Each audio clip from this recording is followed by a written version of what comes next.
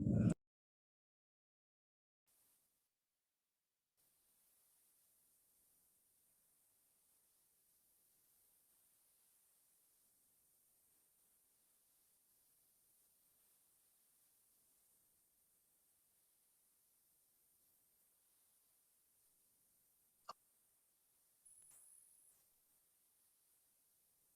Afternoon sir. Good afternoon sir. Good afternoon sir. Sir sir आपका mic mute है। Sir mic off है आपका। अब क्लियर है बच्चों voice? Sir yes sir, perfect. Sir एक चीज पूछनी थी सर कि जैसे आपने बताया था कि इलेक्ट्रोमैग्नेटिक इफेक्ट होता है कि अगर कोई भी नॉन पोलर मॉलिक्यूल के पास कोई इलेक्ट्रोफाइल या न्यूक्लियोफाइल लाए तो उसमें पोलैरिटी इंड्यूस हो जाती है, इसको इलेक्ट्रोमैग्नेटिक इफेक्ट कहते हैं। सर लेकिन एनसीईआरटी में जब मैं पढ़ रहा था तो उसमें लिखा था कि कंप्लीट ट्रांसफर ऑफ इलेक्ट्रॉन्स को इलेक्ट्रोमैग्नेटिक इफेक्ट कहते हैं। बच्चे एक चीज समझो, पोलैरिटी इंड्यूस होगी, पोलैरिटी काम क्या करेगी? जैसे हमने एक चीज देखी थी बच्चे, 1 मिनट होल्ड करना, मैं आता हूं।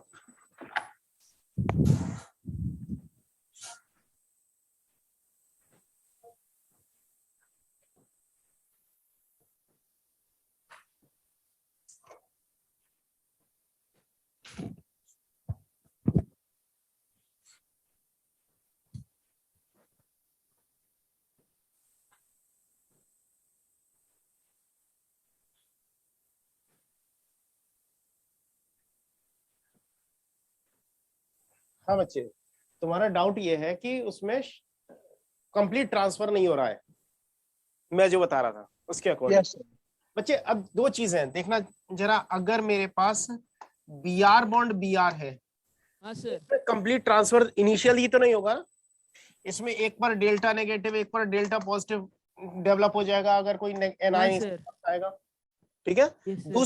दूसरा केस है मेरे पास सर हाँ बच्चे, हाँ सर कुछ नहीं। CH2 double bond CH single bond CH double bond CH2, polar और नॉन पोलर? क्यों बच्चों? नॉन पोलर है, लेकिन अगर इसके पास एक इलेक्ट्रोफाइल आता है तब क्या होगा? ये बॉन्ड इधर शिफ्ट हो जाएगा, ये इधर शिफ्ट हो जाएगा, ये किस में कन्वर्ट हो जाएगा? CH2 CH double bond CH bond CH2 negative positive develop हो जाएंगे। Yes sir. Yes sir. तो सूर्यांश कहानी ये है कि अगर सिंगल बॉन्ड है तो सिंगल बॉन्ड में क्या हो रहा है? पोलराइजेशन हो रहा है, और अगर multiple bonded means conjugated system है तो उसमें कंप्लीट ट्रांसफर हो रहा है, ठीक है। तो बच्चे वो एनसीईआरटी में ना केवल 2 लाइन का स्टेटमेंट लिखा हुआ है, वो इनकम्प्लीट है। अच्छा ठीक है सर। हाँ सर एनसीईआरटी में एक और चीज लिखी हुई थी कि जो इलेक्ट्रोमैग्नेटिक इफेक्ट होता है वो प्रीडोमिनेट कर जाता है हमारे प्लस माइनस आई इफेक्ट को अगर ऑपोजिट डायरेक्शन में लग रहे हो। एक बार इसका सर मतलब समझा दो। अच्छा बच्चे एक चीज समझो, अगर इस केस में देखें, इस वाले सिस्टम में, तो कॉन्जुगेटेड सिस्टम है, इलेक्ट्रॉन का शिफ्टिंग हो सकती है ना? Yes sir. तो इलेक्ट्रॉन की शिफ्टिंग पाई बॉन्ड में हो रही है, तो पाई बॉन्ड तो आसानी से शिफ्ट कर सकते हैं। इंडक्टिव इफेक्ट में क्या है? शिफ्टिंग हो रही है सिग्मा बॉन्ड में। कौन सा इलेक्ट्रॉन आसानी से शिफ्ट कर सकता है? सिग्मा बॉन्ड के इलेक्ट्रॉन या पाई बॉन्ड के इलेक्ट्रॉन? पाई बॉन्ड के इलेक्ट्रॉन। पाई बॉन्ड के इलेक्ट्रॉन। क्लियर बच्चे? तो सर वो प्रीडोमिनेट का मतलब क्या है? मतलब वो ज्यादा अगर मेरे पास 2 केस लग रहे हो, अगर प्लस आई और माइनस ई, तो माइनस ई को हम कंसीडर करेंगे, प्लस आई को कंसीडर नहीं करेंगे, ठीक है सर। ठीक है। अच्छा बच्चे सर एक 2 कंपाउंड्स में बेसिक स्ट्रेंथ कंपेयर करवानी थी आपसे। बच्चे एक सेकंड, किसी और बच्चों ने भी कुछ क्वेश्चन पूछ रहे हैं। सर एचसीपी का Z4 कैसे होता है? बच्चे एचसीपी का Z4 का होता है 6 होता है। 6 होता है बच्चे। अपन एचसीपी का Z6 होता है बच्चे। एफसीसी का 4 होता है। एफसीसी का 4 होता है। चलो बता देता हूं ये भी। बच्चे फेस सेंटर्ड क्यूब है, तो फेस सेंटर्ड क्यूब में पार्टिकल्स कहाँ कहाँ प्रेजेंट होंगे? कॉर्नर्स पर और फेस के सेंटर में।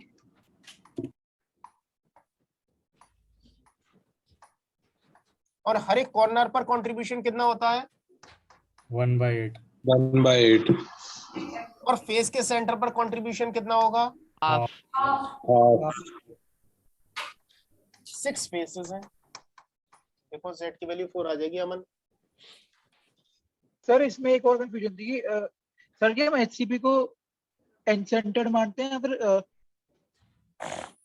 सिंपल मानते हैं? क्या बच्चे? सर इसमें एक और कंफ्यूजन थी कि एचसीपी को हम प्रिमिटिव मानते हैं या फिर एन सेंटर्ड मानते हैं?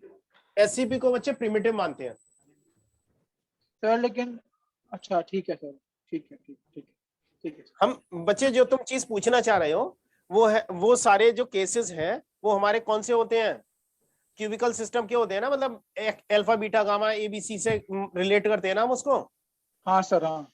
अच्छा अब जरा एससीपी का केस देखना। एचसीपी थोड़ी नेक्स्ट स्लाइड पर ही मैं तुम्हें समझा देता हूं, फिर मैं साफ कर दूंगा उसको। मेरे पास एचसीपी तो यही है ना, ये वाला केस होगा। सेंट्रल एटम 6 से जुड़ा होगा ना भाई। एक एटम ये रखा होगा, 1 2 3 4 5 6 ऐसे ही होंगे ना। Yes sir. एक केस। Yes sir. तो मैं इसको किस तरह से रिप्रेजेंट कर रहा हूं देखना।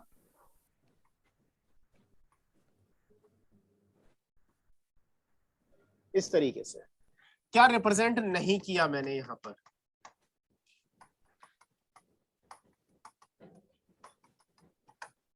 वन थर्ड पार्ट ले लिया इसका।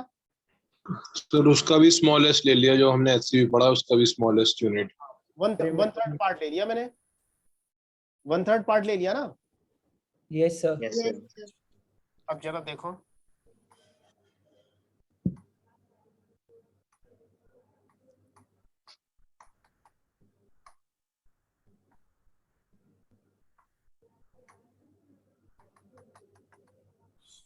कुछ इस तरीके का होगा। Yes sir. Yes sir. क्या चीज देखने को मिलेगी? एक एटम यहाँ पर है, एक यहाँ पर है, यहाँ पर है, यहाँ पर है। यही तो एटम प्रेजेंट है।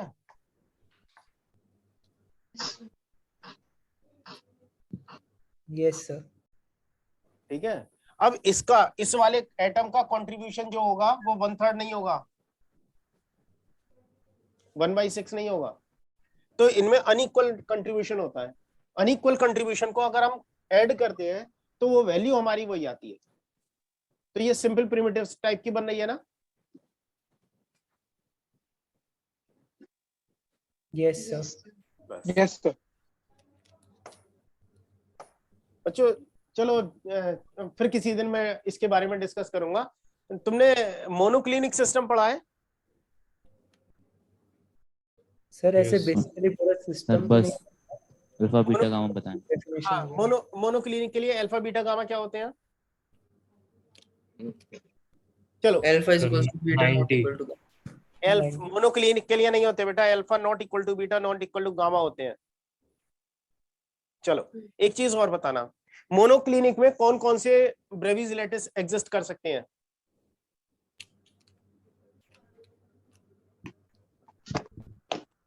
सर इस बात पे कितना नहीं, फोकस किया ही नहीं। सर एंड सेंटर्ड और primitive. And centred. And centred बच्चों, कहीं एंड सेंटर्ड लिखा मिलेगा, कहीं बॉडी सेंटर्ड लिखा मिलेगा, दोनों सही है, ध्यान रखना। सर क्या?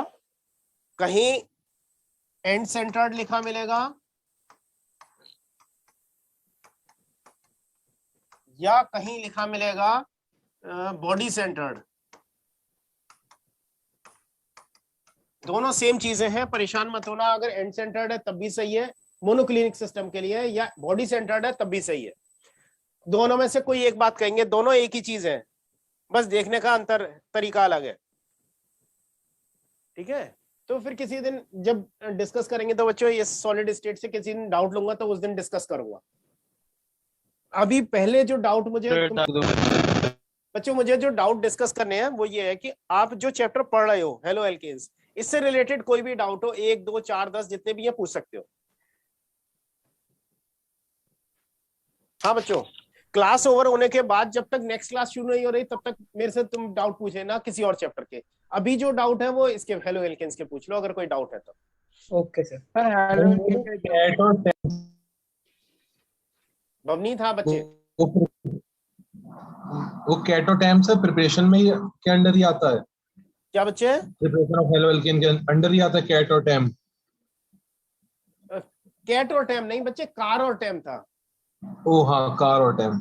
हाँ कार बच्चे, कार से हम क्या कर रहे थे, हम सिस एल्कीन ले रहे थे। सिस एल्कीन से क्या चीज बना रहे थे, ब्रोमीन का एडिशन कराकर देख रहे थे।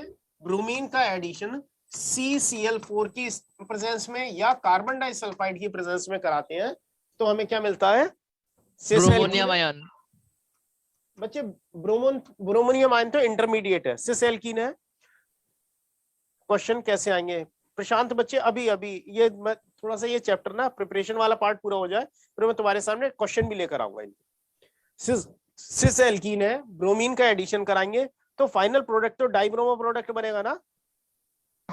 Yes sir. तो इससे हमें सिस एल्कीन है, ब्रोमीन का एडिशन हमेशा कैसा होगा, एंटी होगा। Anti addition. तो इसमें क्या मिलेगा, रेसिमिक मिक्सचर मिलेगा। सर एक तरीका प्रिपरेशन का ही मेथड है ये। हाँ बच्चे, ये प्रिपरेशन का मेथड है। रेसिंग मिक्सचर का मतलब ये है कि आप अगर बनाना चाहो तो इस तरीके से रिप्रेजेंट कर सकते हो, एक Br ऊपर एक Br नीचे, CH3H CH3H प्लस दूसरा इसकी मिरर इमेज बना दो।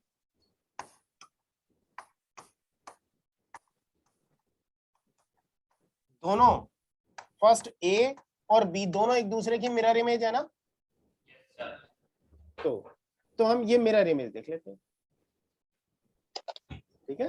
तो एल्कीन से ब्रोमीन का एडिशन करा रहे in presence of carbon tetrachloride और कार्बन डाइसल्फाइड, तो हमें क्या मिल रहा है, रेसिम मिक्सचर मिल रहा है। सर किसी और हेलोजन का कराते हैं तो ये सॉल्वेंट बदलना पड़ेगा हमें।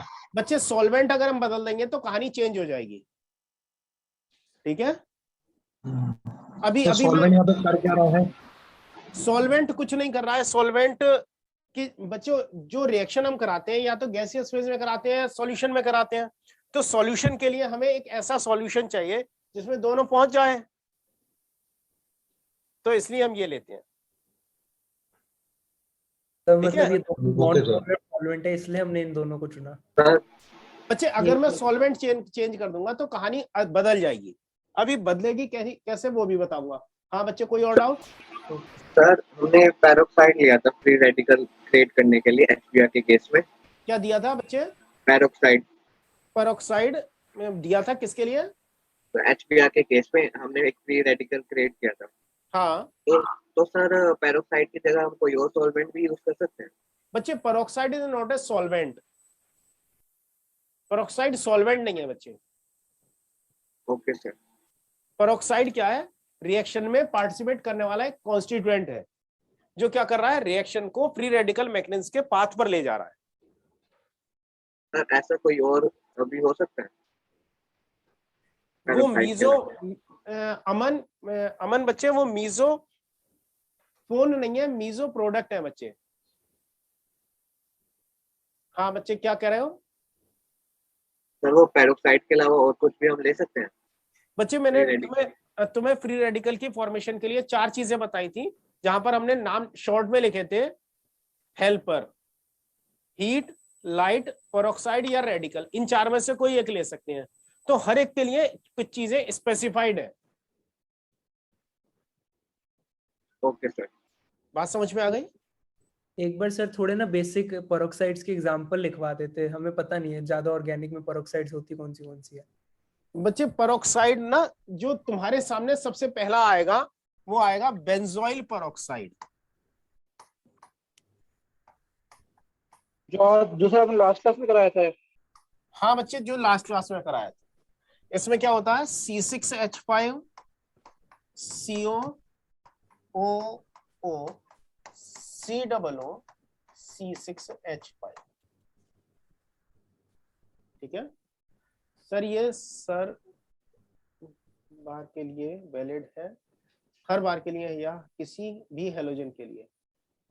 भारतीय बच्चे क्या चीज पूछ रहे हो? सर ये सिर्फ ब्रोमीन के लिए वैलिड है या किसी भी हैलोजन के लिए? बच्चे फ्लोरीन की हम बात ही नहीं करेंगे, फ्लोरीन जो है बहुत नोटोरियस होता है, इतना शैतान है कि वो कंट्रोल में नहीं आएगा, तो फ्लोरिनेशन हम नहीं करते, ठीक है। हम किसके बारे में बात करते हैं? क्लोरीनेशन, ब्रोमिनेशन और आयोडीनेशन की। लेकिन आयोडीनेशन जब हम कराते हैं तो हमारे पास एक लिमिटेशन आ जाती है कि जो विसिनल डाई आयोडाइड है वो अनस्टेबल होती है। तो ये कहाँ अप्लाई कर रहे हैं? मेनली हम क्लोरीनेशन और ब्रोमिनेशन के केस में। मोस्ट प्रोमिनेंट हम यूज करते हैं ब्रोमीन के लिए। सर अगर एग्जाम में रीजन पूछा जाए कि फ्लोरीन के लिए क्यों नहीं करते तो? फ्लोरीन के लिए बच्चे, फ्लोरीन के लिए एग्जाम में पूछा ही नहीं जाएगा क्योंकि फ्लोरिनेटेड कंपाउंड हमारे सिलेबस में नहीं है। Okay sir. भारतीय हमारे सिलेबस में नहीं है, ना नीट में है ना जेई में, कहीं नहीं है फ्लोरिनेटेड कंपाउंड। तो उसके लिए आपको परेशान नहीं होना है, कोई भी चीज एक्स्ट्रा हमें बर्डन अपने ऊपर नहीं लेना है। बच्चे फ्लोरीन की देखो, फ्लोरीन के साथ केस क्या क्या बनते हैं? पहला, उसकी बॉन्ड एंथैल्पी बहुत कम है, बॉन्ड बहुत वीक होता है। दूसरा, उसका स्टैंडर्ड रिडक्शन पोटेंशियल बहुत हाई होता है। तीसरा, उसकी इलेक्ट्रोनेगेटिविटी बहुत हाई होती है। चौथा, उसका साइज बहुत छोटा होता है। पांचवा, उस पर इफेक्टिव न्यूक्लियर चार्ज हाई होता है। छठा, उसकी क्या है, इलेक्ट्रॉन गेन एंथैल्पी की वैल्यू अच्छी खासी लो होती है, लेकिन बाकी सारे फैक्टर डोमिनेट करते हैं। फ्लोराइड आयन का हाइड्रेशन बहुत हाई होता है। तो बहुत सारे फैक्टर हैं जो इसकी नेचर के लिए, डिफरेंट नेचर के लिए रेस्पॉन्सिबल है। तो इन सारी चीजों को हमें नहीं पढ़ना है, जहां जरूरत आएगी वहां डिस्कस करेंगे बच्चों। Okay sir. और कोई डाउट बच्चों? सर एक डाउट था। हाँ पूछो। जो हम अल्फा ओमेगा डाइहाइलाइड की बात करते हैं सर, उसमें डबल बॉन्ड अगर बीच में आ जाता है तो हम उसको भी अल्फा ओमेगा डाइहाइलाइड कहेंगे या फिर नहीं? क्या चीज बच्चे, नहीं समझ में आया, क्या पूछ रहे हो? जैसे लास्ट क्लास और जैसे पिछले कुछ क्लासेस में जब आपने बताया था कि अल्फा ओमेगा डाइहाइलाइड क्या होता है, तो हाँ। उसमें बीच में अगर कहीं डबल बॉन्ड आ गया या फिर ट्रिपल बॉन्ड आ गया तो क्या तब भी वो उसको अल्फा ओमेगा डाइहाइलाइड कहेंगे? बच्चे अल्फा ओमेगा का मतलब है पहले और लास्ट कार्बन पर। मैंने उसमें कहा था कि कुछ रेस्ट्रिक्शन है, कुछ लिमिटेशन है, हर एक को कंसीडर नहीं कर रहे हैं हम। मैंने कहा था ना, हम केवल सिंगल हाइड्रोकार्बन को ले रहे हैं, एल्केन को, सब्स्टिट्यूटेड एल्केन्स को ले रहे हैं अल्फा ओमेगा की कैटेगरी में। ठीक है सर। ठीक है, चलो सर एक बार आप टैम को एग्जांपल दे देंगे? टैम को और बता दूं? नहीं, टैम का एग्जांपल। टैम का बिल्कुल बता सकता हूं बच्चे। टैम का एग्जांपल बच्चों, ब्रोमीन का एडिशन तो एंटी ही होगा, ब्रोमीन का एडिशन तो एंटी ही रहेगा एल्कीन पर। अब मुझे क्या चीज चाहिए? मुझे क्या चीज चाहिए? ट्रांस एल्कीन चाहिए। देखो ये ट्रांस एल्कीन है या नहीं? हाँ सर है। देखो कार्बन कार्बन, अगर मैं बात करूं, ये carbon double bond, carbon bond axis के अलोंग देखूं तो एक साइड में ये मिथाइल ग्रुप है, दूसरी साइड में ये मिथाइल ग्रुप है, दोनों अपोजिट है, तो ये ट्रांसफॉर्म हो गई। Yes sir. अगर ये ट्रांसफॉर्म है, इसके पास एंटी एडिशन होगा। अगर सिस में रेसिंग मिक्सचर बनता है तो ट्रांस में रेसिंग मिक्सचर तो नहीं बन सकता। नहीं सर। तो क्या चीज बनेगी? हमारा मीजो प्रोडक्ट बनेगा। वो मीजो प्रोडक्ट कैसा होगा?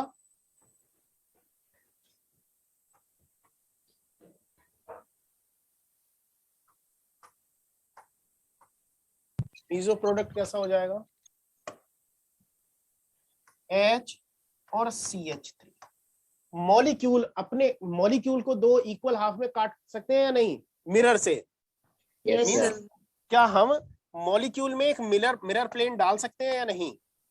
Yes sir. यहां से अगर मैं मिरर पास कर दूं एक, तो ऊपर वाले की इमेज नीचे मिलेगी और दोनों एक दूसरे की आइडेंटिकल इमेज है। Yes sir. तो कोई ऐसा मॉलिक्यूल जिसको मिरर से दो इक्वल हाफ में डिवाइड किया जाए और ऊपर वाले की इमेज नीचे क्या हो, सुपर इम्पोज हो जाए, मतलब रिफ्लेक्ट हो, तो ऐसी फॉर्म को बच्चों मीजो फॉर्म कहते हैं। ठीक है बच्चों? Yes sir. तो मीजो फॉर्म क्लियर बच्चों? अब बच्चों मुझे एक मॉडिफिकेशन और करना है इसी रिएक्शन में। ये किसी को नोट करना है, मैं इरेज कर दूं? सर इरेज कर दोगे? अच्छा, अब बच्चों मेरे पास सिस एल्कीन ही है। सिस एल्कीन पर अगर मैं ब्रोमीन को अप्रोच करवाऊं तो क्या मिलेगा मुझे? पहले इंटरमीडिएट क्या मिलेगा? Bromonium ion. सर यस हाँ सर। बच्चे, लास्ट वाले एग्जांपल में सर CH3 एक साइड क्यों आ गए? CH3 एक साइड क्यों आ गए? हाँ सर। बच्चे तुम एक 2 मिनट होल्ड करो, मैं तुम्हारे लिए कुछ बनाकर ही दिखा सकता हूँ। मोनू जरा उधर से स्टेपलर ला देना।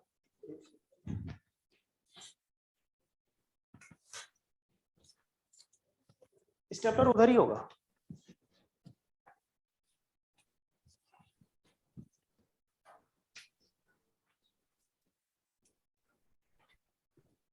हाँ,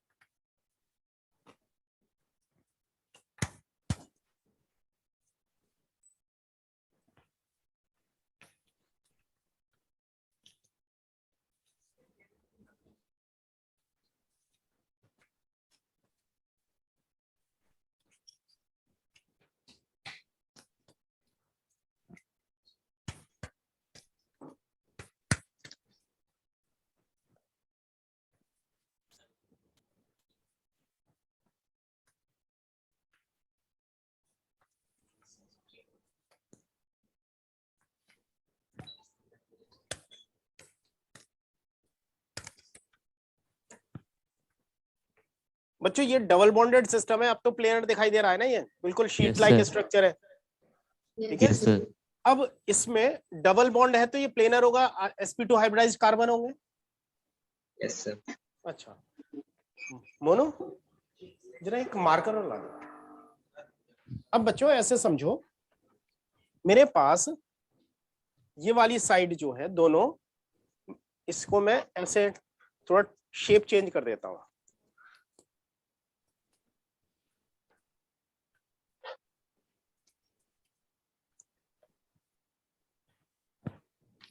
एक और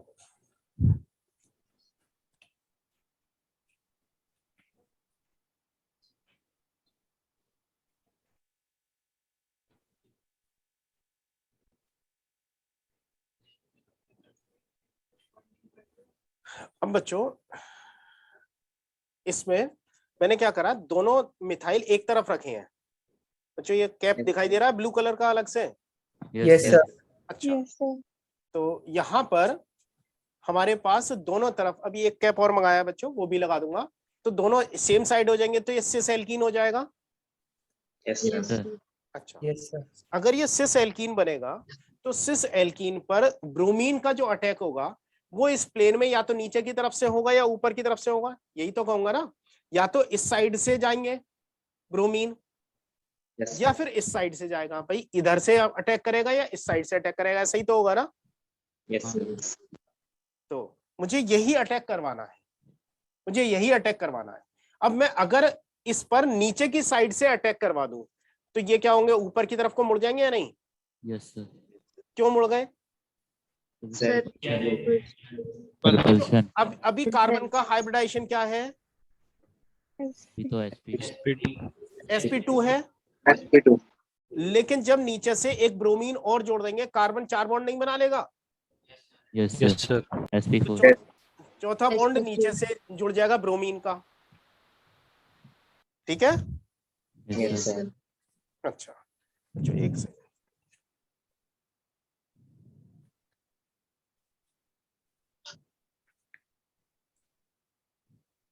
मोस्ट प्रोबेबली अब तुम्हें ज्यादा क्लियर समझ में आ जाएगा। दोनों तरफ मैंने कैप लगा दिए हैं। अगर ये नीचे से जुड़ेगा तो ये दोनों ऊपर को उठ जाएंगे। सपोज मेरे हैंड को देखो, मैंने अपनी एल्बो मिला रखी है, तो ये क्या है, ब्रोमीन एटम है यहाँ पर। Yes sir. उठ गया? उठ गया सर। अगर ये ऐसा हो जाएगा तो मुझे क्या होगा, नेक्स्ट ब्रोमीन एटम नीचे की साइड से तो अटैक नहीं कर पाएगा। नो सर, ऊपर से करेगा। ऊपर से अटैक करेगा।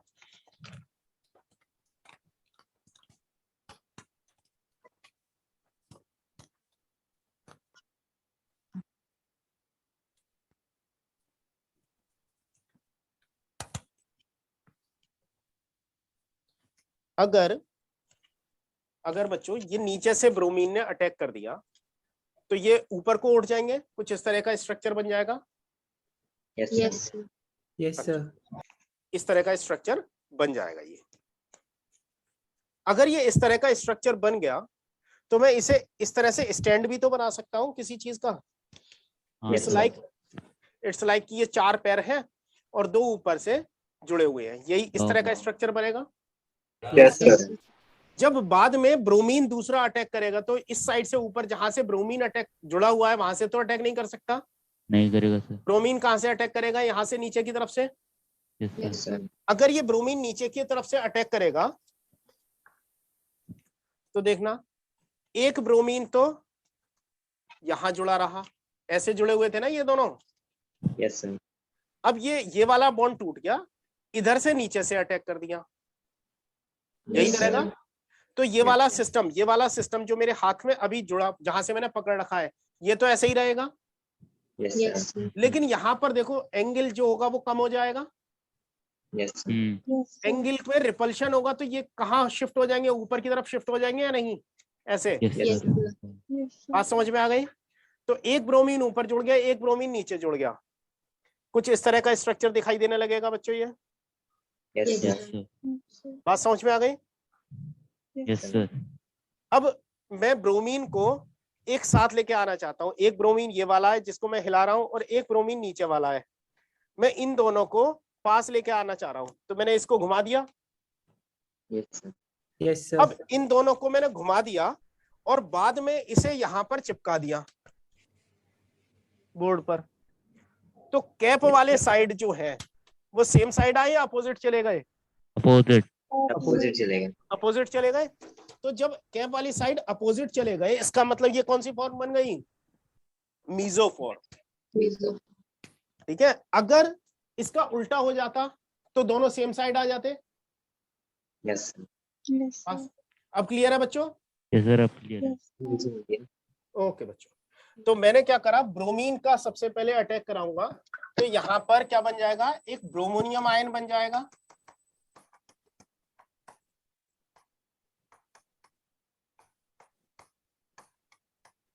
ब्रोमोनियम आयन बन जाएगा। यस। अच्छा, अगर ब्रोमीन का अटैक कराता हूं तो Br बॉन्ड Br टूटेगा, जिसमें से Br प्लस जो है वो तो इसके साथ जुड़ जाएगा डबल बॉन्ड सिस्टम के साथ। और सॉल्यूशन में क्या रह गया, Br प्लस या Br minus? Br minus solution में रह गया। अगर बच्चों, अगर मैंने यहाँ पर कार्बन डाइसल्फाइड या कार्बन टेट्राक्लोराइड की जगह क्या ले लिया होता, वाटर मॉलिक्यूल, वाटर सॉल्वेंट ले लिया, तो वाटर सॉल्वेंट जो है क्या ब्रोमाइड आयन का सॉल्वेशन करता या नहीं? कर लेता सर। कर लेता। तो Br जो है, Br माइनस, वो चारों तरफ से वाटर मॉलिक्यूल से घिर जाता।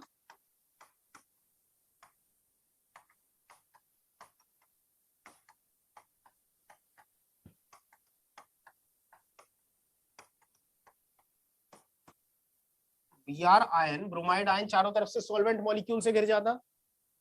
यस। अच्छा, तो ब्रोमाइड आयन का हो गया सॉल्वेशन। अब इस इंटरमीडिएट के पास क्या Br माइनस पहुंच सकता है? क्यों बच्चों, क्या Br माइनस अब इस इंटरमीडिएट के पास पहुंच सकता है या नहीं? सर हाइड्रेशन हो गया उसका। क्या हाइड्रेशन हो गया? तो तो सॉल्वेंट मॉलिक्यूल ही पहुंच पाएंगे, Br माइनस तो पहुंच नहीं पाएगा। Yes sir. अब इस सॉल्यूशन में मेरे पास है ये हाइड्रेटेड ब्रोमाइड आयन और वाटर मॉलिक्यूल।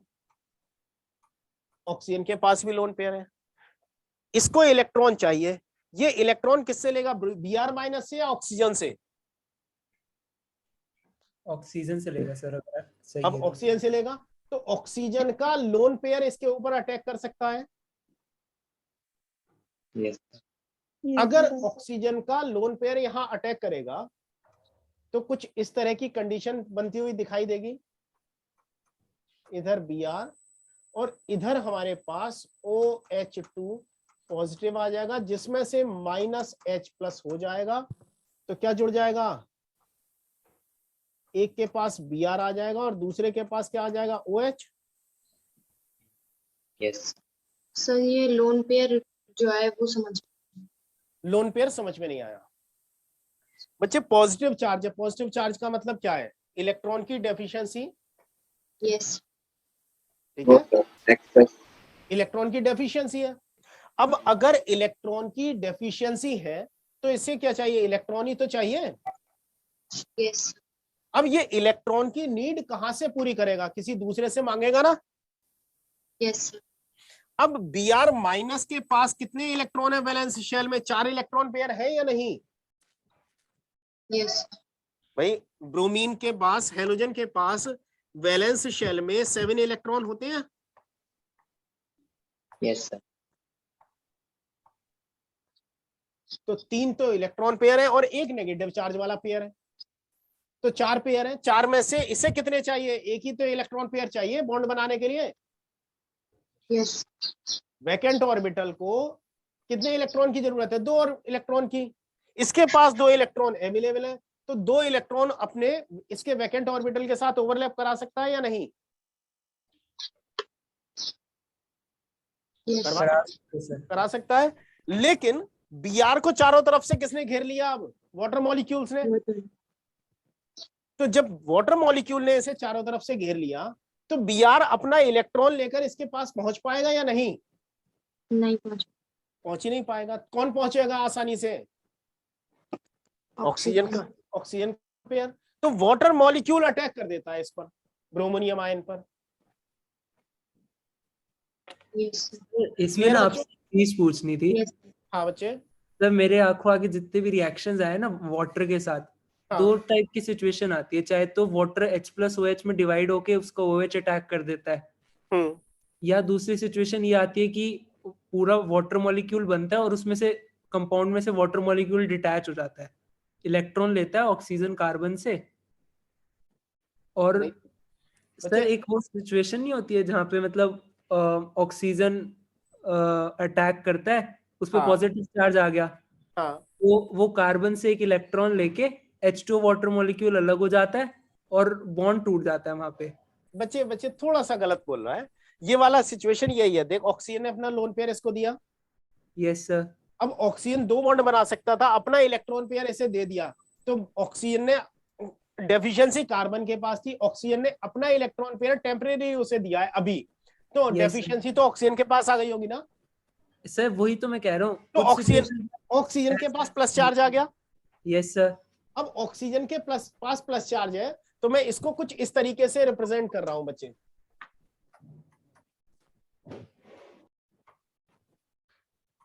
H और H, carbon oxygen bond strong है, कौन आसानी से सॉल्यूशन में आ सकता है, H+ आयन। तो H+ आयन निकल गया और OH बन गया।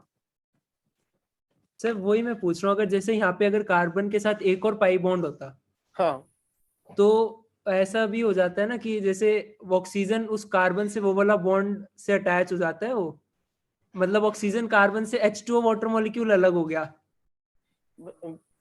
बच्चे जोड़ रहा है तो अलग कर रहा है। सर मैं दो इक्वेशंस अलग अलग है, उनका कंपैरिजन पूछना चाह रहा हूँ, कब वाटर कैसे बिहेव करता है। बच्चे वाटर ऐसे ही बिहेव करता है। वाटर रिएक्शन भी लेकर आऊंगा एक। बच्चे वाटर ना H+ और OH में टूटता नहीं है। हाँ वो तो सर उसकी 10⁻⁻7 होती है। हाँ ठीक, मैं सर मैं क्वेश्चन लेकर आऊंगा कल ना इससे रिलेटेड।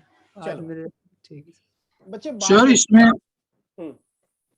हाँ नहीं सर, आप पहले कंप्लीट कर लीजिए फिर मैं बोल रहा हूँ। हाँ हाँ पूछ बच्चे, तब तक तू तो पूछ अपना।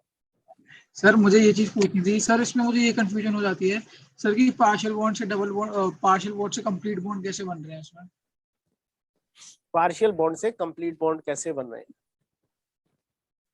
बच्चे? एक बात बताओ, चलो मैं तुम्हें रियल लाइफ से जोड़ के बहुत सारी चीजें समझाता रहूंगा। आज मैं तुम्हें एक रियल लाइफ की चीज और बताता हूँ, डिस्कस करता हूँ। आपके पास में, आप जहां पर रहते हो, आपके आसपास में कोई फंक्शन हो रहा है या कोई ऐसा मेला वगैरह लगा हुआ है, कोई इवेंट चल रहा है, उसमें 2 लोगों की एंट्री हो सकती है। 2 लोगों के लिए एंट्री टिकट 200 रुपए का है। सिंगल आदमी ले तब भी 200 रुपए का है, और 2 आदमी ले तब भी एंट्री 200 रुपए की है। अकेले जाना पसंद करोगे या किसी के साथ जाना पसंद करोगे? मित्र को लेके जाएंगे। किसी को लेकर जाओगे। सपोज आपको जाना है, वहां पर कुछ ऐसा सामान बिक रहा है जो आपको जरूरत है और सस्ता मिल रहा है, आपके दोस्त ने बताया, वो सब घुमाए हैं, आपके साथ जाने वाला कोई नहीं है, जाओगे या नहीं? चले जाएंगे। चले जाओगे। अब बच्चों चले जाओगे, अकेले जाओगे तो 200 रुपए खर्च होंगे। अब आपने काम क्या किया, आपने थोड़ा सा अपना मोड चेंज कर दिया। आप जहां पर वो इवेंट हो रहा है वहां गए, बाहर खड़े हो गए, बोले वेट कर लेता हूं, कोई मिल गया तो उसके साथ चला जाऊंगा, 100 रुपए बच जाएंगे। ठीक है। अब आपको एक नोन पर्सन दिखाई देता है, दोस्त नहीं है, बहुत कोई क्लोज रिलेशन भी नहीं है, लेकिन एक नोन है, आपका अड़ोसी पड़ोसी, कोई जानकार है जिसे आप दूर से जानते हो, हल्का फुल्का। उससे पूछोगे भाई साथ चलोगे क्या या नहीं? पूछेंगे सर। ऑब्वियसली फायदा है, पैसे बच रहे हैं, पूछ लेंगे। तो आपके साथ उसकी बॉन्डिंग कैसी है? पार्शियल बॉन्डिंग है, स्ट्रॉन्ग बॉन्डिंग है? Partial bonding. लेकिन जब आप अंदर एंट्री कर रहे हो, एंट्री करने के टाइम पर आपकी बॉन्डिंग कैसी होगी? स्ट्रॉन्ग हो गई ना? Yes sir. Yes sir. क्यों हुई स्ट्रॉन्ग बॉन्डिंग? फायदा हुआ या नुकसान हुआ? फायदा हो गया फायदा हुआ सर। तो जब भी मॉलिक्यूल को फायदा होगा, नेट पोटेंशियल एनर्जी कम हो रही होगी, तो ऐसा काम अपने आप हो जाएगा। सर क्या बच्चे? कुछ नहीं सर। जब भी सर कोई एनिमी मिल गया साथ में तो उसको लेके जाएंगे। बच्चे रियल लाइफ प्रॉब्लम्स की बात नहीं कर रहा हूं मैं। मॉलिक्यूल में एक चीज सोचो, अगर कैटायन के पास कैटायन आएगा तो उससे जुड़ेगा या नहीं? नहीं जुड़ेगा सर। तो नहीं लेकर जाएगा ना? हाँ। बोले पैसे फेंक देंगे लेकिन ऐसा नहीं लेके जाएंगे। तो बस एनिमी मिल गया तो क्यों लेकर जाएंगे उसको साथ? वहां तक पहुंचते बॉन्डिंग स्ट्रॉन्ग कैसे हो जाएगी? बच्चे उस पर्टिकुलर टाइम फ्रेम में अगर आपसे कोई पूछे कि ये आप दोनों क्या बाहर मिले हो या पहले से जान एक दूसरे के दोस्त हो, तो क्या कहोगे? बाहर ही मिले हैं, दोस्त हैं। तो आपने क्या रिप्रेजेंट करा? आपकी बॉन्डिंग कैसी है, स्ट्रॉन्ग है या वीक है? स्ट्रॉन्ग। सर तो एक बार मॉलिक्यूल के हिसाब से भी समझा दो सर। मॉलिक्यूल के हिसाब से भी समझाता हूँ, बच्चों यहाँ पर देखो, ये वाली बॉन्डिंग अभी कैसी है? बीआर जो ब्रोमोनियम आयन बना है इसमें, ये वाली बॉन्डिंग कैसी है बच्चों अभी? पार्शियल या स्ट्रॉन्ग? पार्शियल। ये स्टेबल मॉलिक्यूल है अनस्टेबल है? अनस्टेबल है। तो इसकी पोटेंशियल एनर्जी क्या होगी, हाई या लो? हाई। जब ये प्रोडक्ट में कन्वर्ट होगा, तब क्या होगा बच्चों? इसकी एनर्जी, पोटेंशियल एनर्जी कम हो जाएगी। तो बॉन्ड क्या हो रहा है, स्ट्रॉन्ग? यस। तो पार्शियल बॉन्ड एक परमानेंट बॉन्ड में कन्वर्ट हो गया। यस। इनिशियली बच्चों ऐसे समझो, आप अगर किसी से कहीं भी स्कूल में एडमिशन लेते हो, कॉलेज में एडमिशन लेते हो, आप जेई की, नीट की जो भी तैयारी कर रहे हो, आपका सिलेक्शन हो जाता है, आप आईआईटी या मेडिकल कॉलेज में जहां भी पहुंचते हो, एक चीज बताओ, आप जिस कॉलेज में पहुंचे वहां पर आप जिस बैच में हो, क्या सारे बैचमेट को आप पहले से जानते हो? No sir. किसी को नहीं जानते? No sir. आप लोगों जो आपके साथी हैं उनसे, क्लासमेट या बैचमेट है, उनसे बात करोगे, हाय हेलो करोगे, दोस्ती, क्या दोस्ती हो जाएगी? हाँ सर। पहले पार्शियल इंटरेक्शंस होंगे, वीक इंटरेक्शन होंगे। अगर आपको लगेगा इससे दोस्ती करने का फायदा है, तब वो बॉन्ड कैसा होगा, एक परमानेंट बॉन्ड या स्ट्रॉन्ग बॉन्ड में कन्वर्ट होगा। Yes sir. तो बच्चों एक चीज समझना, अगर एक कैटायन ऐसे, और एक तरीके से और भी समझा सकता हूं बच्चों, समझ जरा ध्यान देना। सर ये वाला रिएक्शन एनसीईआरटी में है क्या? बच्चे एनसीईआरटी में ऑर्गेनिक की बहुत सारी रिएक्शन नहीं है। हाँ सर, वही पूछ रहा था क्योंकि लग नहीं रहा था कि पढ़ी हुई नहीं लग रही थी। बच्चे अब कंपटीशन की तैयारी करनी है तो कंपटीशन के माइंडसेट से पढ़ना पड़ेगा। नहीं सर, कंफर्म कर रहा था, मेरे को लगा अच्छा। कि पढ़ी नहीं। कार्बोकैटायन है बच्चों, ये कार्बोकैटायन ही है ना, कार्बन पर एक प्लस चार्ज है, एक वैकेंट पी ऑर्बिटल है, sp2 हाइब्रिडाइजेशन है। तो ये ऑर्बिटल क्या है? वैकेंट पी ऑर्बिटल है। Yes.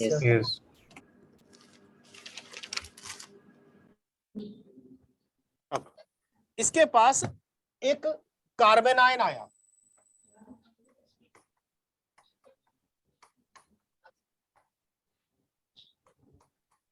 इस कार्बन आयन का हाइब्रिडाइजेशन क्या होगा बच्चों? sp3 sp3। इस पर पॉजिटिव चार्ज है, उसके पास नेगेटिव चार्ज है, एक दूसरे को अट्रैक्ट करेंगे। yes तो ये धीरे धीरे पास आएंगे। yes जब ये पास आए तो क्या चीज देखने को मिलेगी? इनकी ओवरलैपिंग शुरू हो जाएगी।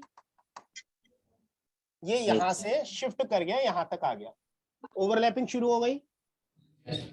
जब ओवरलैपिंग शुरू होगी बच्चों, जब ओवरलैपिंग शुरू होगी तब क्या ये जो ओवरलैपिंग है स्ट्रॉन्ग बॉन्ड में स्ट्रॉन्ग बॉन्ड बना चुकी है या स्ट्रॉन्ग बॉन्ड अभी बनाएगी? एक लिमिट तक ये पास आ सकते हैं। फर्स्ट केस, सेकंड केस और ये थर्ड केस। फर्स्ट केस में अट्रैक्शन है, सेकंड केस में जो ओवरलैपिंग है वो कम है, इसलिए बॉन्ड कैसा रहेगा? वीक रहेगा। थर्ड केस में ओवरलैपिंग मैक्सिमम हो गई, बॉन्ड कैसा हो गया? स्ट्रॉन्ग हो गया। मींस अगर इन फर्स्ट कंडीशन को छोड़ दें तो सेकंड कंडीशन में पोटेंशियल एनर्जी P1 थी और इसमें P2 थी, तो मैं ये कहूंगा P1 will be greater than P2 होगा या नहीं? yes लेकिन सेकंड वाले केस में एक्सटेंट ऑफ ओवरलैपिंग है, तो ये पार्शियल बॉन्ड है या कंप्लीट बॉन्ड है? पार्शियल बॉन्ड है। तो पहले पार्शियल बनेगा तभी तो कंप्लीट बनेगा।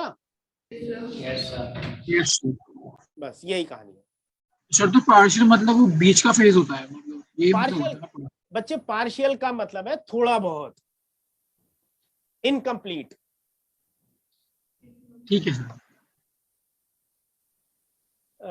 सर बीआर की पोजीशन कैसे चेंज होगी?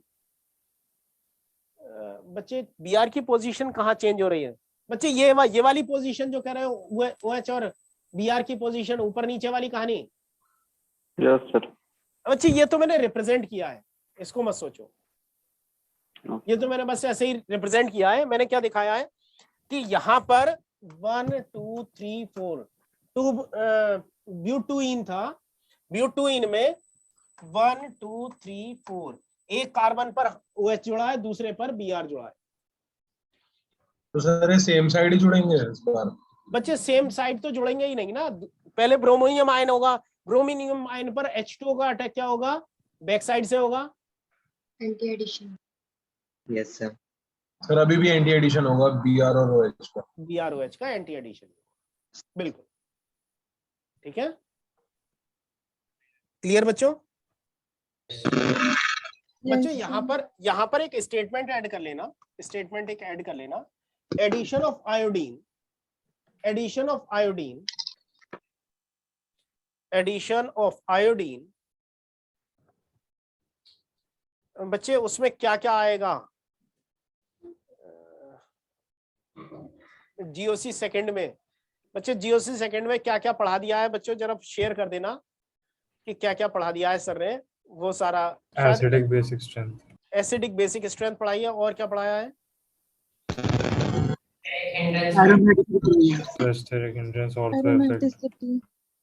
ऑर्थो इफेक्ट तो बच्चे एसिडिक बेसिक स्ट्रेंथ में ही आया होगा ना।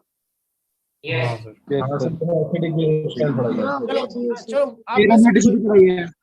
आप में से कोई भी बच्चों बाद में टाइप कर देना, 3-4 कंसेप्ट सर ने पढ़ाए होंगे।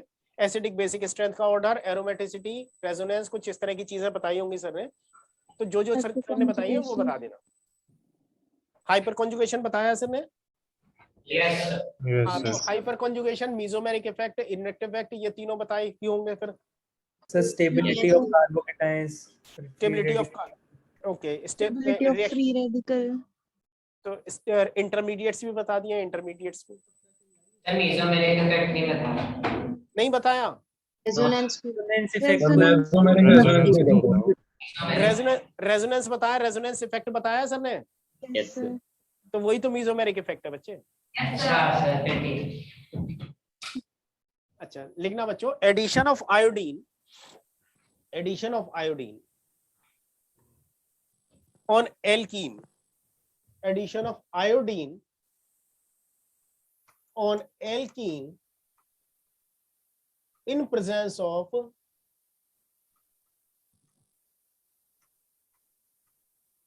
aprotic solvent, in presence of, बच्चे अमन अभी बताता हूं, in presence of aprotic solvent, in presence of aprotic solvent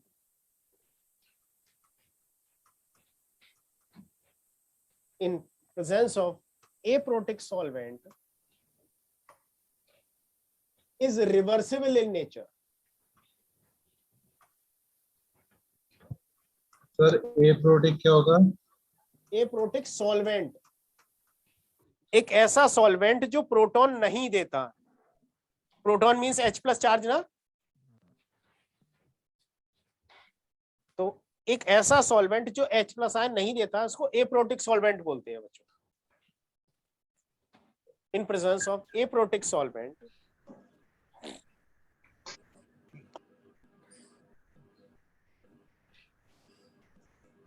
is reversible in nature and shift in backward direction, and shift reaction in backward direction. ये जो बच्चों यहाँ वाला केस होगा, इसमें रेट ऑफ फॉरवर्ड रिएक्शन कम होगी और रेट ऑफ बैकवर्ड रिएक्शन ज्यादा होगी, तो हमारा जो भी बनेगा विसिनल डाइआयोडाइड वो किसमें कन्वर्ट हो जाएगा, फिर से टूटकर विसिनल डाइआयोडाइड बनाना बच्चों। ये यस सर। विसिनल डाइआयोडाइड फिर से किसमें कन्वर्ट हो गया, टूटकर एल्कीन में, एल्कीन में। एल्कीन में कन्वर्ट हो जाएगा। तो अनस्टेबल होते हैं बच्चों। सर इसका कुछ रीजन है क्या बच्चों? इसका कुछ रीजन है? रीजन है बच्चे, आयोडीन का साइज बहुत बड़ा है, एक दूसरे एडजेसेंट एटम पर आए, दोनों एक दूसरे को धक्का मार रहे हैं, रिपेल कर रहे हैं। बॉन्ड वीक है, कार्बन आयोडीन का बॉन्ड वीक होगा ना, बॉन्ड लेंथ ज्यादा होगी, वीक बॉन्ड है, रिपल्शन ज्यादा है, तो रिपल्शन डोमिनेट कर जाएंगे, बॉन्ड को तोड़ देंगे और मॉलिक्यूल फिर से एल्कीन में कन्वर्ट हो जाएगा।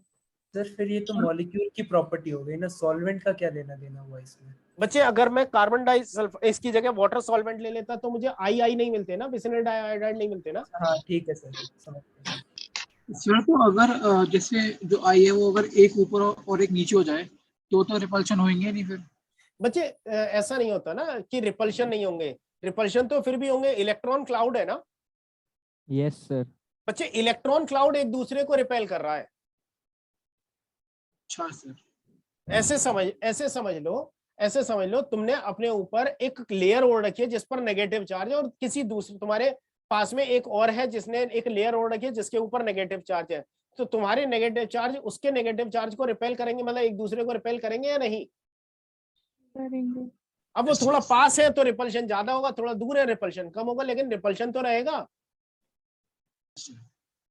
तो एडजेसेंट कार्बन है, कितनी दूर चले जाएंगे, एट लास्ट रिपेल तो करेंगे ही। ठीक है। और दूसरा एक चीज समझो, sp3 हाइब्रिडाइज्ड कार्बन है, sp3 हाइब्रिडाइज्ड कार्बन पर अगर एक बॉन्ड आयोडीन जुड़ा है जो कि बड़ा है, तो स्टेरिक रिपल्शन भी तो हो रहा होगा साथ में। Yes sir. वो भी डीस्टेबलाइज करेगा उसको। क्लियर है बच्चों? Yes sir. अच्छा, अब बच्चों क्या तुम लोग अल्फा बीटा गामा पोजीशन जानते हो? अल्फा तो पता है, बीटा क्या भी बच्चों? पहली पोजीशन अल्फा होती है, दूसरी बीटा। अल्फा के साइड वाली पोजीशन गामा उसके साइड वाली होती है।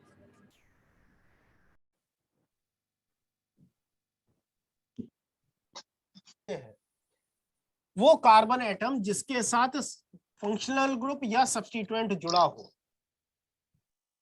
वो पोजीशन क्या कहलाती है?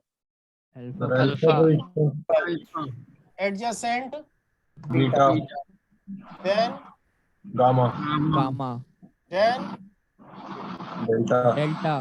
डेल्टा। तो alpha beta gamma delta position पता है। तो क्या मैं ये कह सकता हूं कि इन दोनों में अल्फा पोजीशन कौन सी, इस मॉलिक्यूल में अल्फा पोजीशन कौन सी होगी? कौन सा कार्बन अल्फा कार्बन कहलाएगा? दूसरा। सेकंड। और OH और Br के रिस्पेक्ट में बताया। बच्चे मॉलिक्यूल में आईयूपैक नंबरिंग करेंगे तो नंबरिंग तो ऑर्डर यही रहेगा ना, 1 2 3 4। तो प्रायोरिटी किसको देंगे? OH को प्रायोरिटी देंगे। तो ये कौन सा हो गया?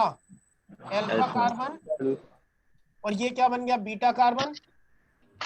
Yes sir. तो क्या मैं ये कह सकता हूं बीटा ब्रोमो अल्कोहल बन गया ये? Yes sir. Beta bromo alcohol है या नहीं बच्चों ये? सर ये इसका आयुपैक नेम नहीं है नहीं ना, ये बच्चे, तो कॉमन नेम है। कॉमन नेम है, कॉमन नेम है बच्चे, कॉमन नेम है। मतलब एक जनरल नेम है बच्चे, जनरल है बिल्कुल, इसका नाम नहीं है, ये जनरल रिप्रेजेंटेशन है। तो अगर मैं एल्कीन पर ब्रोमीन वाटर का एडिशन कराता हूं बच्चों, ब्रोमीन को मैंने वाटर में डिसॉल्व कर रखा है, ब्रोमीन वाटर का एडिशन कराता हूं, तो मुझे क्या मिल रहा है? बीटा ब्रोमो अल्कोहल मिल रहे हैं। Yes sir. तो नोट करना, एल्कीन्स, नेक्स्ट पॉइंट लिखना बच्चों, alkenes on reaction with bromine water, alkenes on reaction with bromine water gives beta bromo alcohol,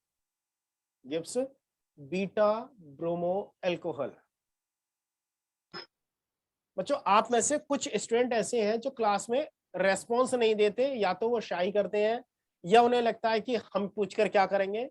बच्चों अगर ऑर्गेनिक सीखनी है तो आपको एक्टिव होना पड़ेगा, आपको क्वेश्चन पूछने पड़ेंगे, इररेस्पेक्टिव कि वो क्वेश्चन हमारे काम का है, बेकार है, हमें समझ में नहीं आ रहा है, इग्नोर कर दिया, वो नहीं होगा बच्चे। अगर आप मतलब आपके अंदर ऑर्गेनिक सीखने का कीड़ा नहीं है तब तक ऑर्गेनिक बहुत अच्छे से नहीं सीख पाओगे।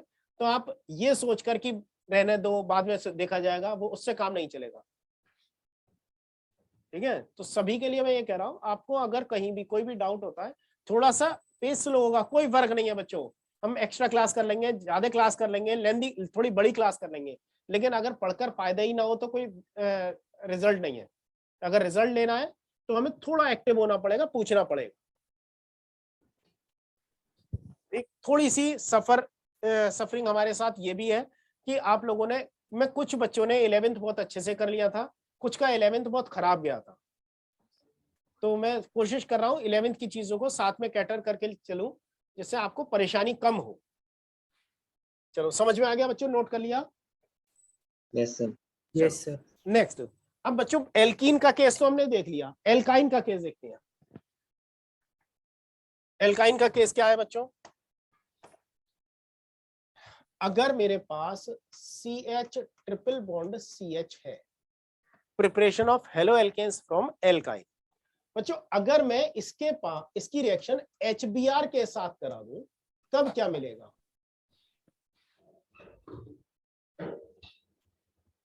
CH2 double bond CHBr।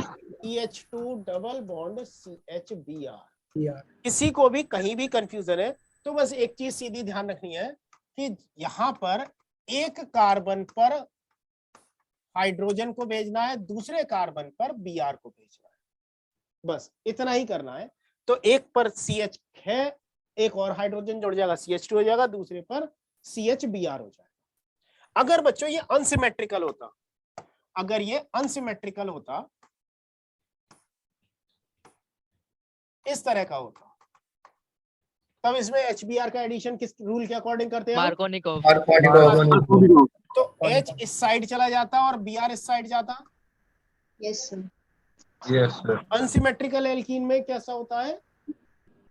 Markovnikov rule को फॉलो करते हैं। अदरवाइज किसी भी हाइड्रोजन कार्बन पर हाइड्रोजन जोड़ देंगे, किसी पर भी ब्रोमीन जोड़ देंगे।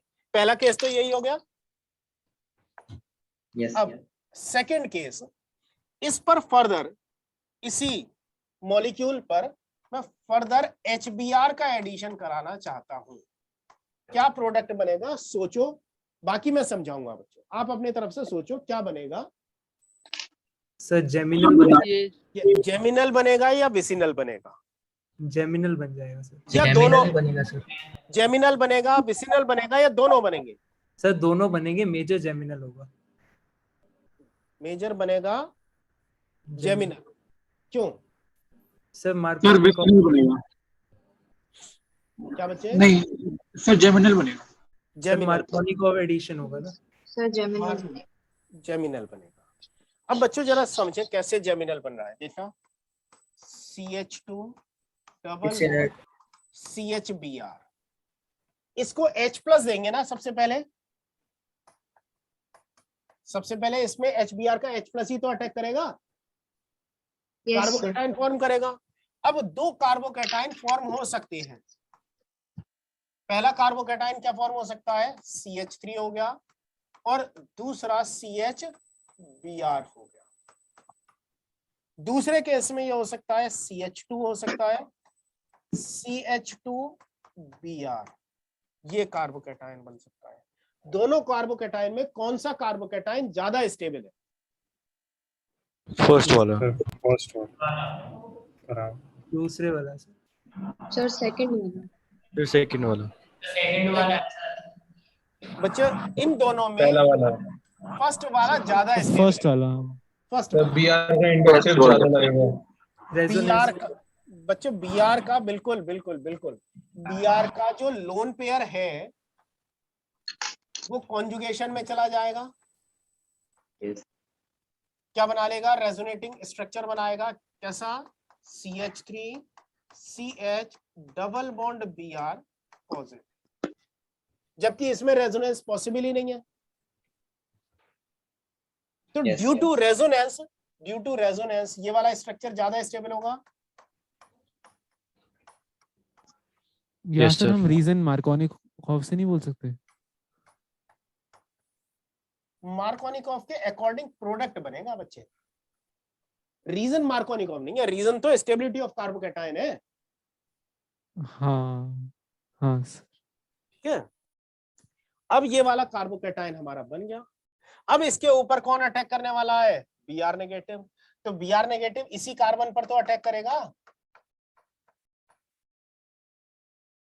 क्यों बच्चों? Yes sir. Br किस कार्बन पर अटैक करेगा? जिस पर पॉजिटिव चार्ज रहेगा। और हाँ, पॉजिटिव चार्ज किस कार्बन पर है? जिस पर Br जुड़ा है। तो फर्दर इस पर Br का अटैक होगा तो क्या प्रोडक्ट बन जाएगा? CH3 CH Br and clear है बच्चों?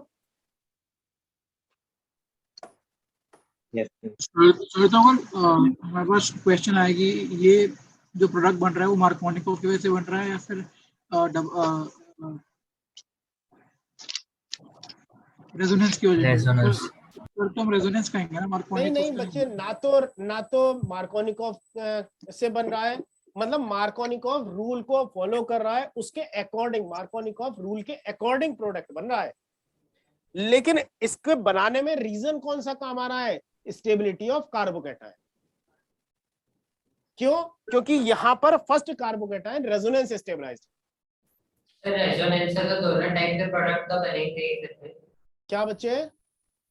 दूसरे टाइप का भी बनेगा ना सर? ये वाला बच्चे कौन सा ज्यादा स्टेबल कार्बोकैटायन है? थोड़ा बहुत तो बनेगा। हाँ थोड़ा बहुत बच्चे, कभी भी ना 100% नहीं कहते, कभी भी हम 100% किसी को नहीं कहते। ऑर्गेनिक में रिएक्शंस कभी भी बैलेंस नहीं की जाती हैं, वहां पर मेजर प्रोडक्ट और माइनर प्रोडक्ट स्पेसिफाई कर किए जाते हैं, या केवल मेजर प्रोडक्ट दिखाया जाता है? ठीक है बच्चों। सर अगर कभी कोई ऐसा होता कि दोनों जो बन रहे हैं वो रेजोनेंस स्टेबलाइज हो जाते, तो फिर क्या करते?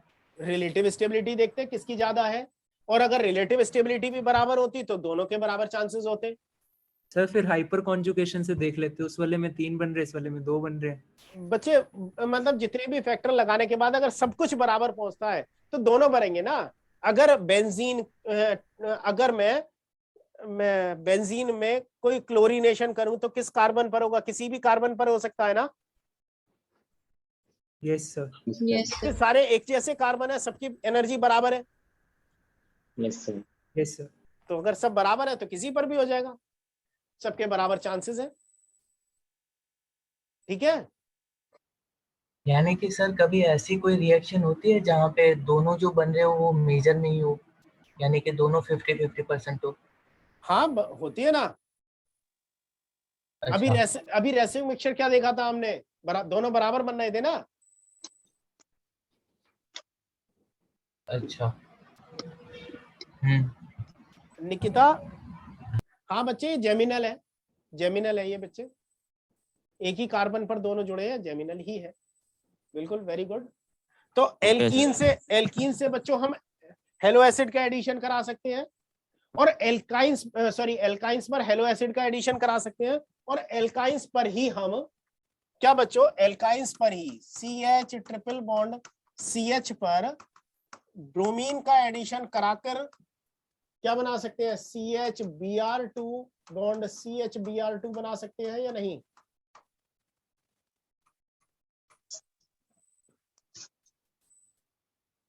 दो बार में एडिशन हुआ, पहले 1,2 डाइब्रोमो इथीन बनेगा, फिर टेट्राब्रोमो इथीन बन जाएगा, 1122 टेट्राब्रोमो इथेन बन जाएगा।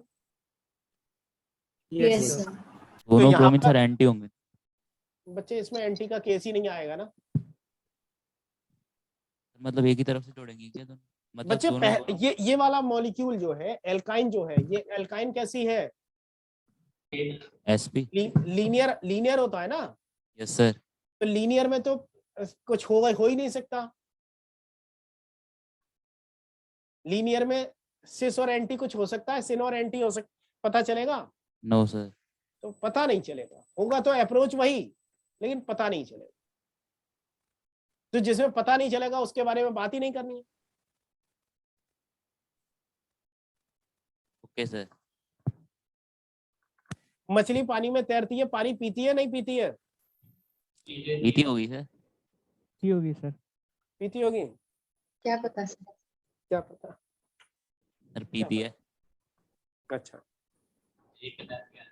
चलो अच्छी बात है। ऑक्सीजन के लिए तो पीती होगी सर। बच्चे वो तो गिल्स में जाता है, उसमें से ऑक्सीजन एब्जॉर्ब हो जाती है, पास हो जाता है पानी। हाँ तो सर पानी पेट में तो जाता है। अब पता नहीं बच्चे, मैं वही कह रहा हूँ ना, जब नहीं देखा तो नहीं बता सकते। तो कुछ चीजों को के बारे में डिस्कस नहीं करना, वो तो ऑब्वियस है कि अगर पानी में है तो अगर प्यास लगेगी तो उसे कोई सोचना नहीं है। चलो बच्चों, बहुत सारी ऐसी कंडीशन आती हैं जहां पर हमें स्पेसिफाई करने की कोई जरूरत नहीं है। हमें पता है कि यही प्रोडक्ट बनना है, और इसमें कोई मतलब कोई सिस और ट्रांस रेसिंग मिक्सचर जैसी या मीजो प्रोडक्ट जैसी कंडीशन नहीं बनेगी, तब उसमें हम कोई चीज स्पेसिफाई नहीं करते, अदरवाइज कर देंगे। ठीक है। Yes sir. अब बात करते हैं बच्चों एलाइलिक और बेंजाइलिक हैलोजिनेशन। सर ये स्टार्ट करने से पहले जो वो मैं OH वाली बात पूछ रहा था ना, मुझे रिएक्शन मिल गई। हाँ पूछ बच्चे। तो सर वो जैसे जो हमारी एल्कोहल बनाना होता है जब हमें, या फिर एल्कोहल को जब हम वो करते हैं, मतलब डिहाइड्रेट करते हैं कंपाउंड को, दोनों में सेम ही कैटलिस्ट यूज होते हैं, H+। तो सर कभी तो ऐसा होता है कि मतलब रिएक्शन में हम उसमें H+ लगा के CH से बॉन्ड तोड़ते हैं और फिर फॉर्म करते हैं, और कभी हम मॉलिक्यूल को बाहर निकालते हैं। ये पूछना था मुझे कि कहाँ पे मतलब ये ऐसी टेंडेंसी हो रही है। लक्ष्य बच्चे थोड़ा सा आगे निकल गया है, एल्कोहल तक मैं पहुंचूंगा, वहां पर हम डिस्कस करेंगे। सर ये भी तो अल्कोहल ही बनाया था हमने पीछे। ये देख, यहाँ पर अल्कोहल से हम हेलो एल्केन्स बनाएंगे ना।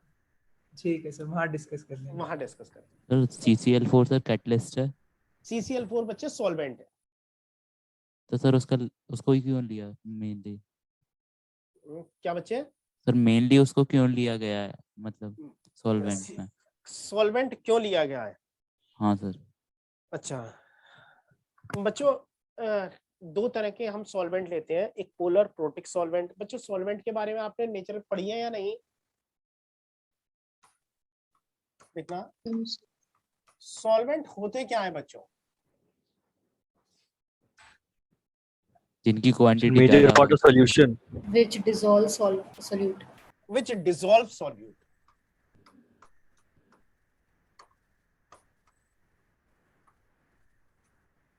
वन और मोर, एक या एक से ज्यादा सॉल्यूट को डिसॉल्व कर सकते हैं। solvents are those which contain their property in the solution। अब नहीं बच्चे, क्या?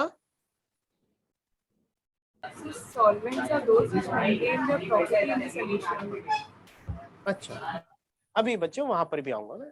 तो ये समझो, एक सॉल्वेंट वो है जिसमें एक या एक से ज्यादा सॉल्यूट डिसॉल्व किए जा सकते हैं। मैं कह सकता हूँ यस सर। अगर मैं पानी में चीनी और नमक दोनों घोलना चाहूँ तो घुल जाएंगे साथ में? नहीं घुल जाएंगे। नींबू का रस भी घुल जाएगा। शिकंजी बन जाएगी।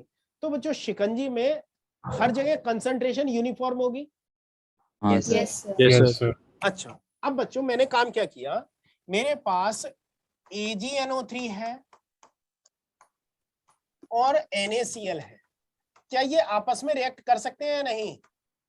AgNO3 और NaCl कर सकते हैं सर। क्या बनाएंगे? AgCl और AgCl and NaNO3। AgCl और NaNO3 बनाएंगे। अगर मैं इनकी रिएक्शन कराता हूं तो ये रिएक्शन नहीं होगी सॉलिड फेज में, क्योंकि सॉलिड फेज में है। सॉलिड फेज में ये रिएक्शन कब होगी? जब एक्वस हो, एक्वस हो या फिर molten. AgNO3 aqueous plus NaCl aqueous, अगर ये ले लूं तब ये रिएक्शन हो जाएगी। क्या बन जाएगा? AgCl का प्रेसिपिटेट बन जाएगा प्लस NaNO3 एक्वस बन जाएगा। यही रिएक्शन होगी। क्या बच्चे? गैसियस में भी कह सकते हैं ना बच्चे। गैसियस में सिल्वर नाइट्रेट को गैस में ले जाना बहुत मुश्किल है। आयनिक कंपाउंड है, आयनिक कंपाउंड का मेल्टिंग पॉइंट, बॉइलिंग पॉइंट बहुत हाई होते हैं बच्चे। ठीक है सर। ठीक है। अब यहाँ पर एक्वस में लेने से क्या हुआ? एक्वस में लेने से ये AgNO3 Ag प्लस एक्वस और NO3 एक्वस में टूट गया है ना। Yes sir. तो सॉल्यूशन में सिल्वर आयन है और यहाँ पर NaCl में Na प्लस एक्वस और Cl माइनस एक्वस आयन होंगे। अब ये Cl माइनस आयन और Ag प्लस आयन आपस में फ्री है ना घूमने के लिए, एक दूसरे के पास आने के लिए। Yes sir. तब ये जाकर एक दूसरे से जुड़ेंगे और AgCl बनाएंगे। Yes sir. क्लियर है बच्चों?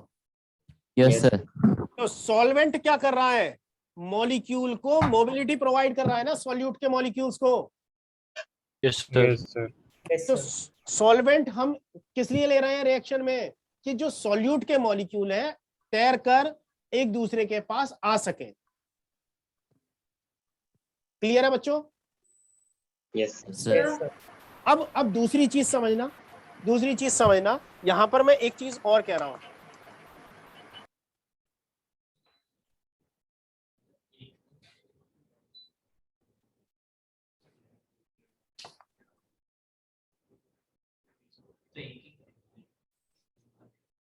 सॉल्वेंट में मॉलिक्यूल जो पड़ा होगा किसी एक ओरिएंटेशन में रहेगा या किसी भी ओरिएंटेशन में घूम सकता है? किसी में भी घूमेगा। किसी में भी घूमेगा। अगर मॉलिक्यूल कोई स्पेसिफिक साइज और शेप का हो तो वहां पर मुझे कुछ स्पेसिफिक कैटेगरी की रिएक्शन करानी है। सपोज मेरा मॉलिक्यूल कुछ इस तरीके का है, सपोज मान लिया। तो यहां पर अगर मुझे बाइंडिंग साइट है, यहां पर रिएक्शन करानी है तो केवल वही मॉलिक्यूल तो रिएक्शन कर पाएगा जो इसके अंदर चला जाएगा। Yes sir.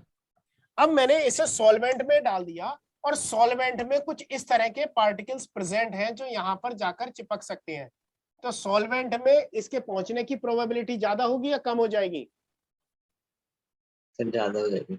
घूमते फिरते पहुंच जाएंगे, एक दूसरे से टकराते रहेंगे, कभी ओरिएंटेशन चेंज करेंगे, कभी किसी ओरिएंटेशन में टकराएंगे, कभी इधर से टकराएंगे, कभी इधर से टकराएंगे, कभी ऐसा भी तो होगा कभी इधर से भी टकरा जाएंगे।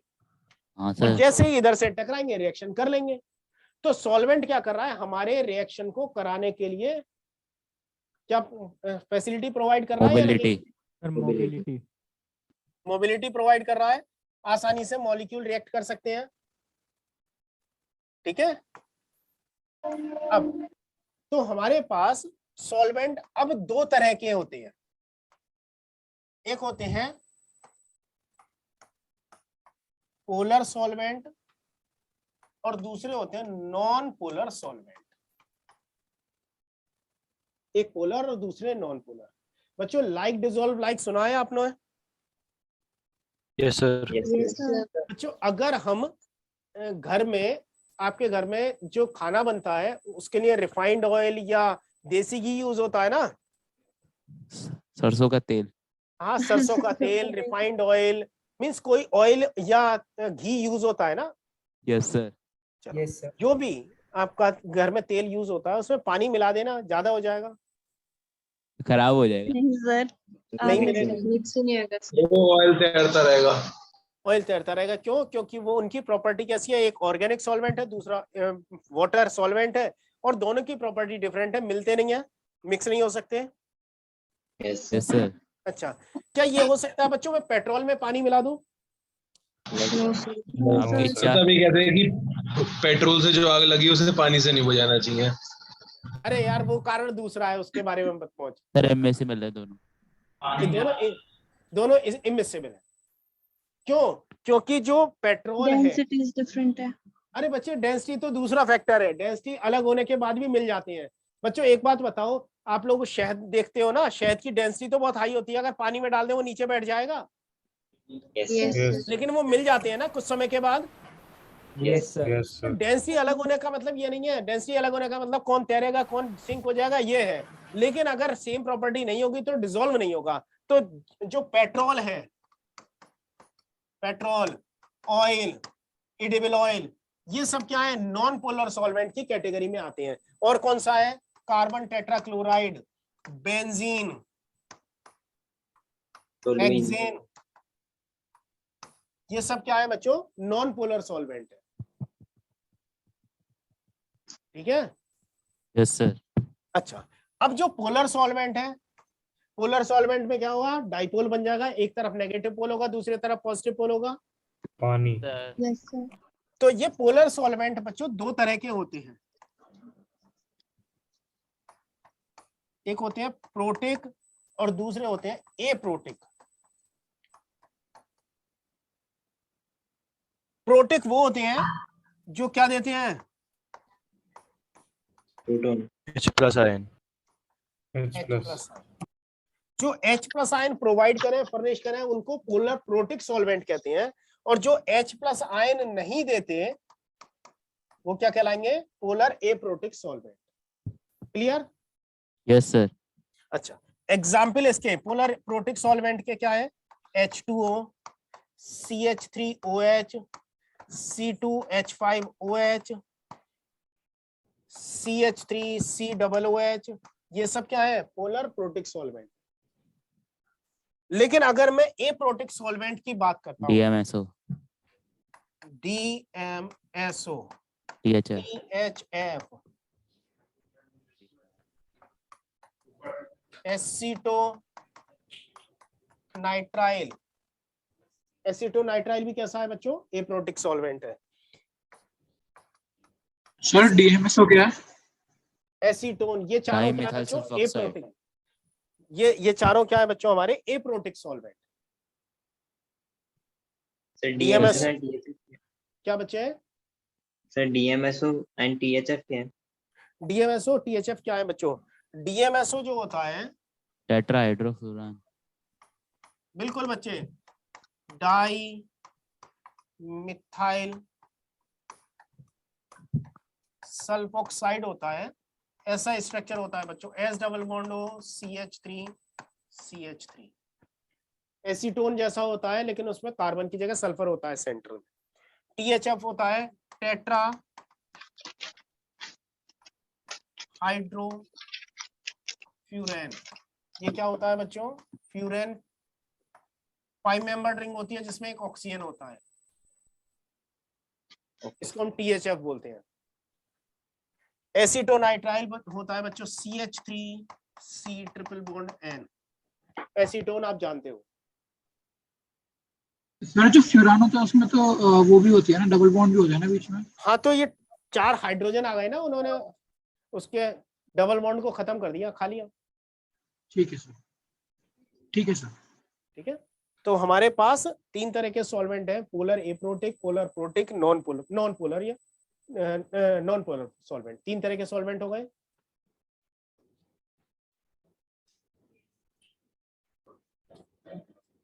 ठीक है, तो कार्बन टेट्राक्लोराइड अगर हम ले रहे हैं तो इसका मतलब वो प्रोटॉन प्रोवाइड नहीं कर रहा है, तो वहां पर रिएक्शन जो होगी वो दूसरे तरीके से होगी। अगर हम पोलर प्रोटिक सॉल्वेंट लेंगे तब रास्ता चेंज हो जाएगा, जो हमने अभी देखा है। क्लियर है बच्चों? समझ गया sir. Yes sir. Yes sir. अच्छी बात है। अब बच्चों एलाइलिक और बेंजाइलिक हेलोजिनेशन की बात करते हैं। एलाइलिक और बेंजाइलिक बच्चों, एलाइलिक पोजीशन तो ये होती है ना CH2 double bond CH bond CH2, ये वाली डबल बॉन्ड के एडजेसेंट कार्बन वाली पोजीशन क्या कहलाती है बच्चों? एलाइलिक पोजीशन कहलाती है। अगर मैं यहाँ पर CH3 लिख देता हूं तो ये वाली पोजीशन क्या है? Allylic position. और अगर बेंजीन रिंग से कोई कार्बन जुड़ा है तो ये फर्स्ट कार्बन जो जुड़ा होगा ये कहलाएगा बेंजाइलिक पोजीशन। ठीक है,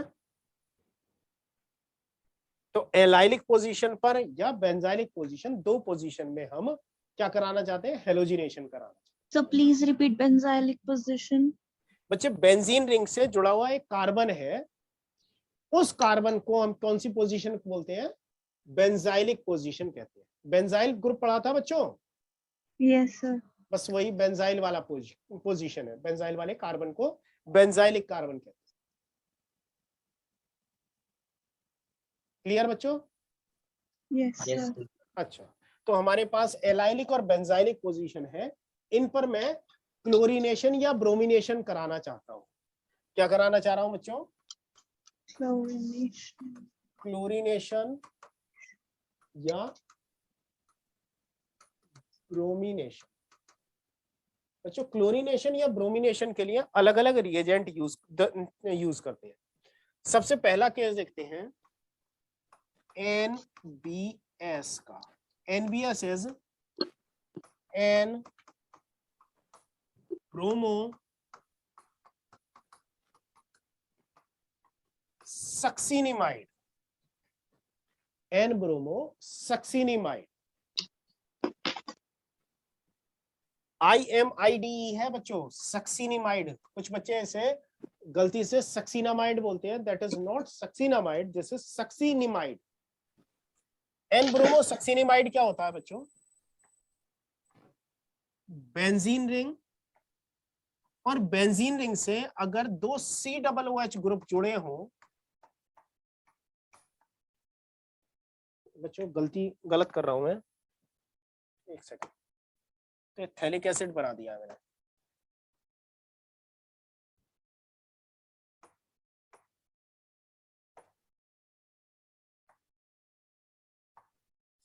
COOH,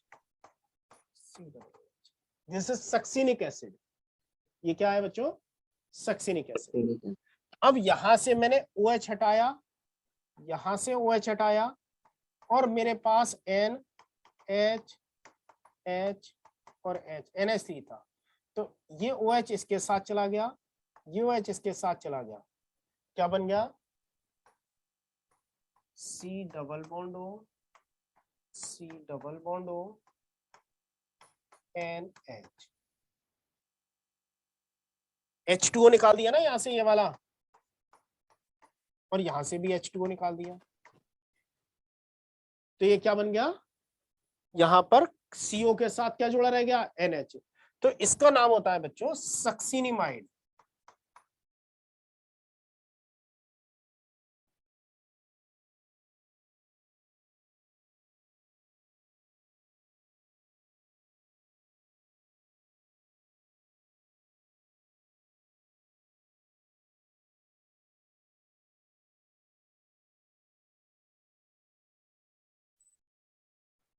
सर आपकी आवाज नहीं आ रही।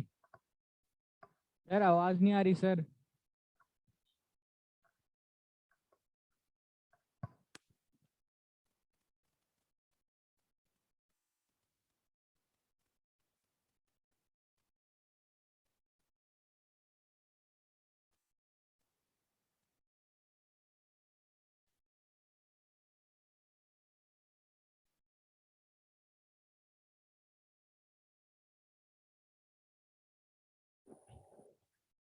अब आ रही है बच्चों आवाज? Yes sir. Sir crystal clear sir. हाँ बच्चों, पहले मॉलिक्यूल में से H2O निकल गया और इधर से भी H2O निकल गया, तो ये जो बन गया सक्सिनिमाइड बन गया। और सक्सिनिमाइड में नाइट्रोजन से जुड़ा हुआ हाइड्रोजन हटाकर हमने Br जोड़ दिया, तो ब्रोमीन नाइट्रोजन से बॉन्डेड है, तो इसका नाम क्या हो जाएगा, एन ब्रोमो। एन ब्रोमो क्या बता रहा है कि जो ब्रोमीन एटम है वो किससे जुड़ा है, नाइट्रोजन से। किसमें, सक्सिनिमाइड में।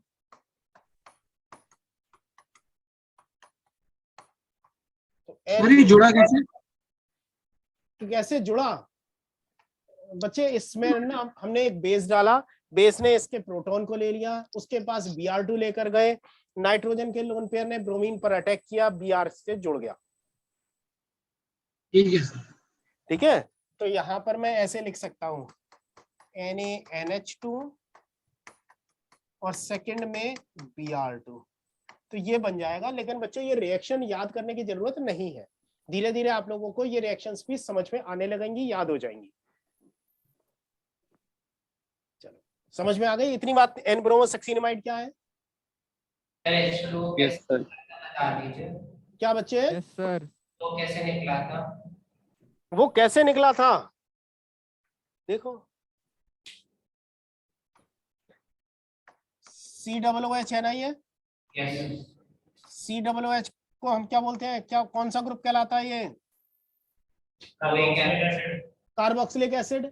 तो ये एसिड है, और NH3 क्या है, बेस। बेस। तो एसिड बेस न्यूट्रलाइजेशन रिएक्शन होगी और वाटर निकलेगा। Yes sir. यहाँ से OH और यहाँ से H चला जाएगा। अच्छा सर, तो सॉल्ट हो गया सक्सिनिमाइड। क्या बच्चे? सक्सिनिमाइड सॉल्ट हो गया। हाँ, बस एसिड बेस न्यूट्रलाइजेशन से बन रहा है बच्चे, एसिड बेस न्यूट्रलाइजेशन से बन रहा है, सॉल्ट नहीं कहलाया जाएगा। यहाँ पर सॉल्ट कहने के लिए बच्चे, सॉल्ट वो होते हैं जिनमें कैटायनिक और एनायनिक पार्ट होते हैं, जब इन्हें डिसॉल्व करा जाए तो कैटायन और एनायन दें। ये ऑर्गेनिक कंपाउंड है, इतनी आसानी से कैटायन एनायन नहीं देते जी। ठीक है, तो ऑर्गेनिक मॉलिक्यूल है एक सक्सिनिमाइड।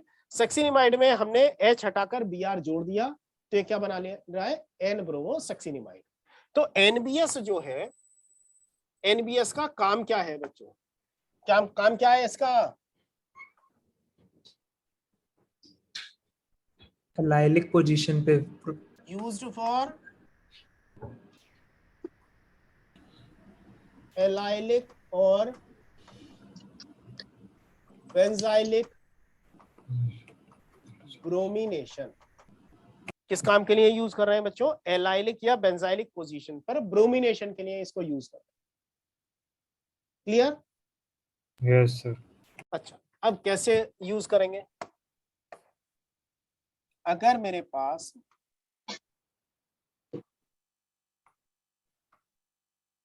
साइक्लोहेक्सीन है, साइक्लोहेक्सीन की रिएक्शन में करा रहा हूं NBS के साथ in presence of H new.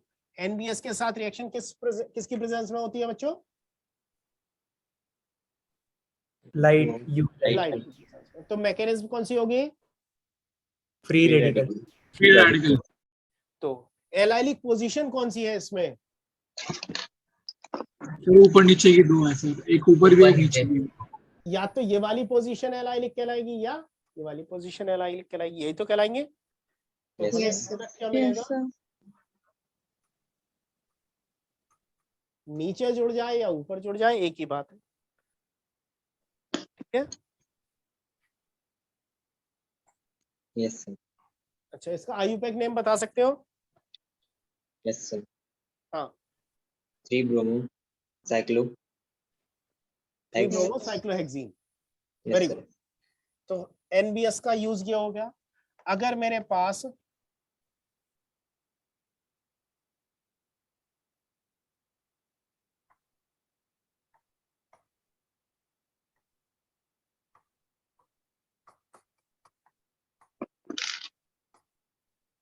ये मॉलिक्यूल होता, एनबीएस का यूज करते, तब क्या प्रोडक्ट बनता?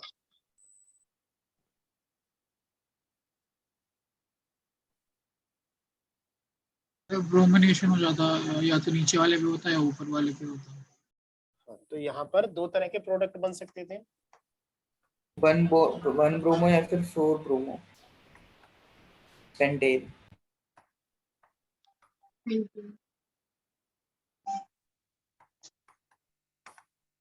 पेंट 2 इन। सर दूसरे वाला मेजर बनेगा शायद। वेरी गुड बच्चे। बच्चों यहाँ पर पहले क्या होगा? फ्री रेडिकल फॉर्म होगा। Yes sir. अब फ्री रेडिकल या तो इस कार्बन पर बनेगा या इस कार्बन पर बनेगा। कौन सा कार्बन पर ज्यादा स्टेबल होगा फ्री रेडिकल? वाले पे, सेकंड वाले पे। First, second, third, fourth, fifth. Free radical किस कार्बन पर? Fourth carbon.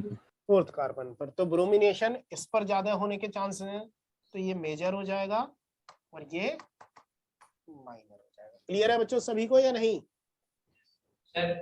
Yes sir. Sir major minor एक बार बता दीजिए, समझ नहीं आया। अच्छा बच्चे, यहाँ पर एनबीएस है, एच न्यू लिया है, तो हमें एक चीज तो समझ में आ रही है ना कि यहाँ पर सबसे पहले क्या होना है? फ्री रेडिकल फॉर्मेशन होना है। अब इसमें फ्री रेडिकल जो बनेंगे वो या तो ये वाला फ्री रेडिकल बन जाएगा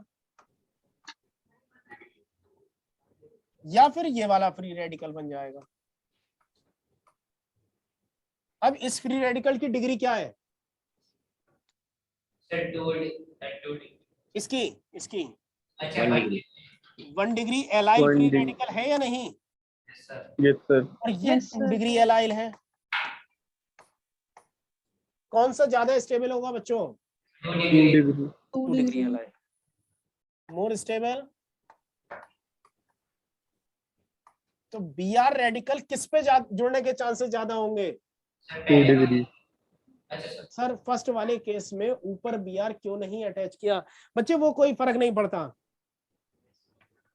वो कोई फर्क नहीं पड़ता। मैं पेन को अपने हाथ में अगर पकड़ रहा हूं, ऐसे पकड़ूं या ऐसे पकड़ूं, कोई फर्क पड़ रहा है? मैंने हाथ में पेन ही तो होल्ड किया है। हाँ बच्चे, जिसने पूछा है सर ये सब्स्टिट्यूशन रिएक्शन है ना? हाँ बच्चे, ये फ्री रेडिकल सब्स्टिट्यूशन रिएक्शन है। सर पिछले वाले जो आपने केस कराए थे उसमें जो पहले वाले केस में वो बना कैसे, मतलब मतलब उसमें बीआर आया कहाँ से, ये चीज समझ नहीं आ रही। सब मैकेनिज्म बच्चे पहले ये देखना, यहाँ पर भी तो फ्री रेडिकल फॉर्म होगा। Yes sir. क्या बच्चे? फ्री रेडिकल बना कैसे सर? अच्छा, लाइट की वजह से।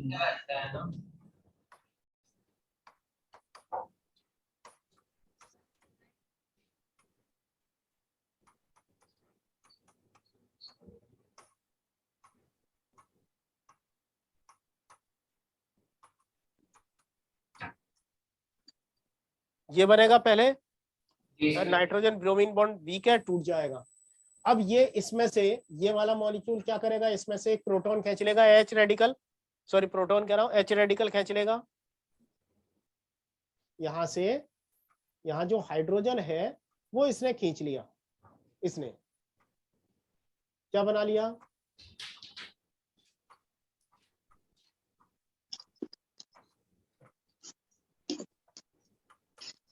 सक्सिनिमाइड बना लिया बच्चों। अब जो Br रेडिकल बचा, ये Br रेडिकल क्या कर रहा है? अब यही तो काम आएगा हमारा। Yes sir. ये जो रेडिकल बना, इस रेडिकल ने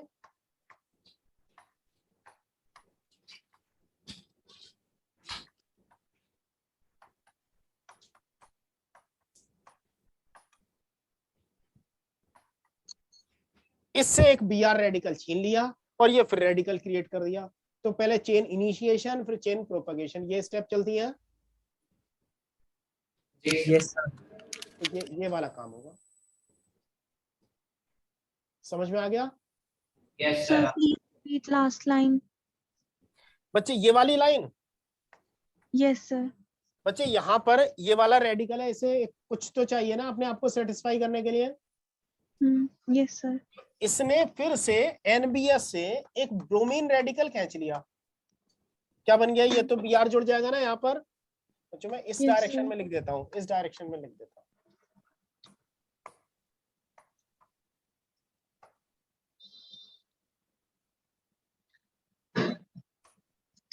क्या बना लिया?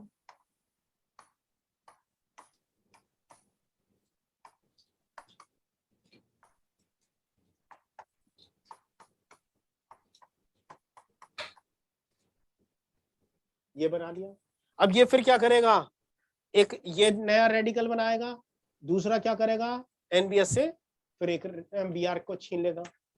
तो कौन सी रिएक्शन पे स्टेप हो गई? चेन प्रोपगेशन स्टेप हो गई बच्चे। Yes sir. बस चेन इनिशिएशन चेन प्रोपगेशन, यही फ्री रेडिकल मैकेनिज्म है हमारी। सर लेकिन जो आपने नीचे लास्ट में बनाया वो जो NBR में बॉन्ड छोड़ना होगा वो तो रेडिकल्स होंगे ना? किसमें? यहाँ पर? Yes sir. इसमें तो बच्चे NBS में क्या है? ये बॉन्ड नहीं है, नाइट्रोजन ब्रोमीन के बीच में बॉन्ड। तो लेकिन ये तो लाइट डालने के बाद वाला है ना? तो बच्चे लाइट डालने का मतलब ये नहीं है ना सारे टूट गए हैं। लेकिन जो हमारे पास रेडिकल बन रहा है वो तो वो उसी से खींचेगा ना Br जो ऑलरेडी रेडिकल बन चुका है जो Br। बच्चे वो फ्री रेडिकल रिएक्शन इंतजार नहीं करती कि मेरे पास Br रेडिकल आएगा मैं उससे जुड़ूंगा। ठीक है सर। ठीक है, वो कहीं से भी हो जाती है। इट्स लाइक बच्चों आप पॉपकॉर्न खाते हो? Yes sir. तो Yes, अगर sir. कॉर्न को उसमें तेल में या फैट में किसी में बटर में भिगोकर कढ़ाई में डालें तो क्या वो कॉर्न जो है इंतजार करती है कि पहले नीचे वाला फूटेगा तब मैं फूट कर पॉपकॉर्न बनाऊंगा? No sir. जिसको सफिशिएंट एनर्जी मिल गई वही फूट जाएगा। क्या सारे एक साथ फूट जाते हैं? नहीं। No sir. तो ये केस है। यहाँ पर सारे मॉलिक्यूल एकदम नहीं टूट रहे हैं, उनमें से जिनको सफिशिएंट एनर्जी मिल गई वो टूट गए। सर तो फिर जो हमारे पास रेडिकल है तो फिर ये रिएक्ट किससे करता है? मतलब जो टूट गए हैं या फिर जो टूटने या जो नहीं टूटे हैं? बच्चे ये रिएक्शन इतनी फास्ट होगी कि ये नहीं डिसाइड कर पाएंगे हम कि जो टूटे हुए थे वो जुड़ गए हैं या जो टूटने का इंतजार कर रहे थे वो टूटने के बाद जुड़े हैं। बहुत तेजी से होगी। ठीक है सर। सर मैकेनिज्म तो समझ में आ गया। एक एलाइलिक पोजीशन पे सब्स्टिट्यूशन की हो रही है, मतलब उसके पीछे कोई रीजन? बच्चे एलाइल फ्री रेडिकल जो बन रहा है, एलाइल फ्री रेडिकल भी रेजोनेंस स्टेबलाइज होते हैं ना? हाँ ठीक है सर। ओके ठीक है। तो क्या देख रहे हैं बच्चों? यहाँ पर एलाइलिक और बेंजाइलिक हेलोजिनेशन हो रहा है using NBS। Sir same benzylic में भी होगा। हाँ बेंजाइलिक बच्चों ये वाला केस को ये वाला अच्छा अगर बेंजाइलिक ले लेते तो सेम केस बेंजाइलिक के साथ हो जाता। Yes sir. ठीक है, तब वहां भी क्या होता? बेंजाइल फ्री रेडिकल जो होता है रेजोनेंस स्टेबलाइज होता। तो एलाइलिक ब्रोमिनेशन हो या बेंजाइलिक हो, दोनों फ्री रेडिकल मैकेनिज्म को फॉलो करते हैं। ठीक है। और बच्चों एक चीज और बताना, फ्री रेडिकल जो है वो किन कंडीशंस में बनते हैं? हीटेड कंडीशंस में, हीट, लाइट, पेरोक्साइड और रेडिकल की प्रेजेंस में बनते हैं। तो हम हीट भी तो यूज कर सकते हैं। हमने क्या करा बच्चों, हीट यूज कर ली। ये नोट कर लिया है बच्चों? Yes sir. चलो इसको हम बाद में नेक्स्ट क्लास में देखेंगे, अभी इसका यूज नहीं है। हम क्या देख रहे हैं कि हमारे पास CH2 double bond CH bond CH3 था, इसकी क्लोरीन के साथ रिएक्शन कराई at 300 degree Celsius, high temperature ले लिया, एलाइलिक हैलोजिनेशन हो जाएगा। क्या बना लेगा, CH2 double bond CH bond CH2Cl।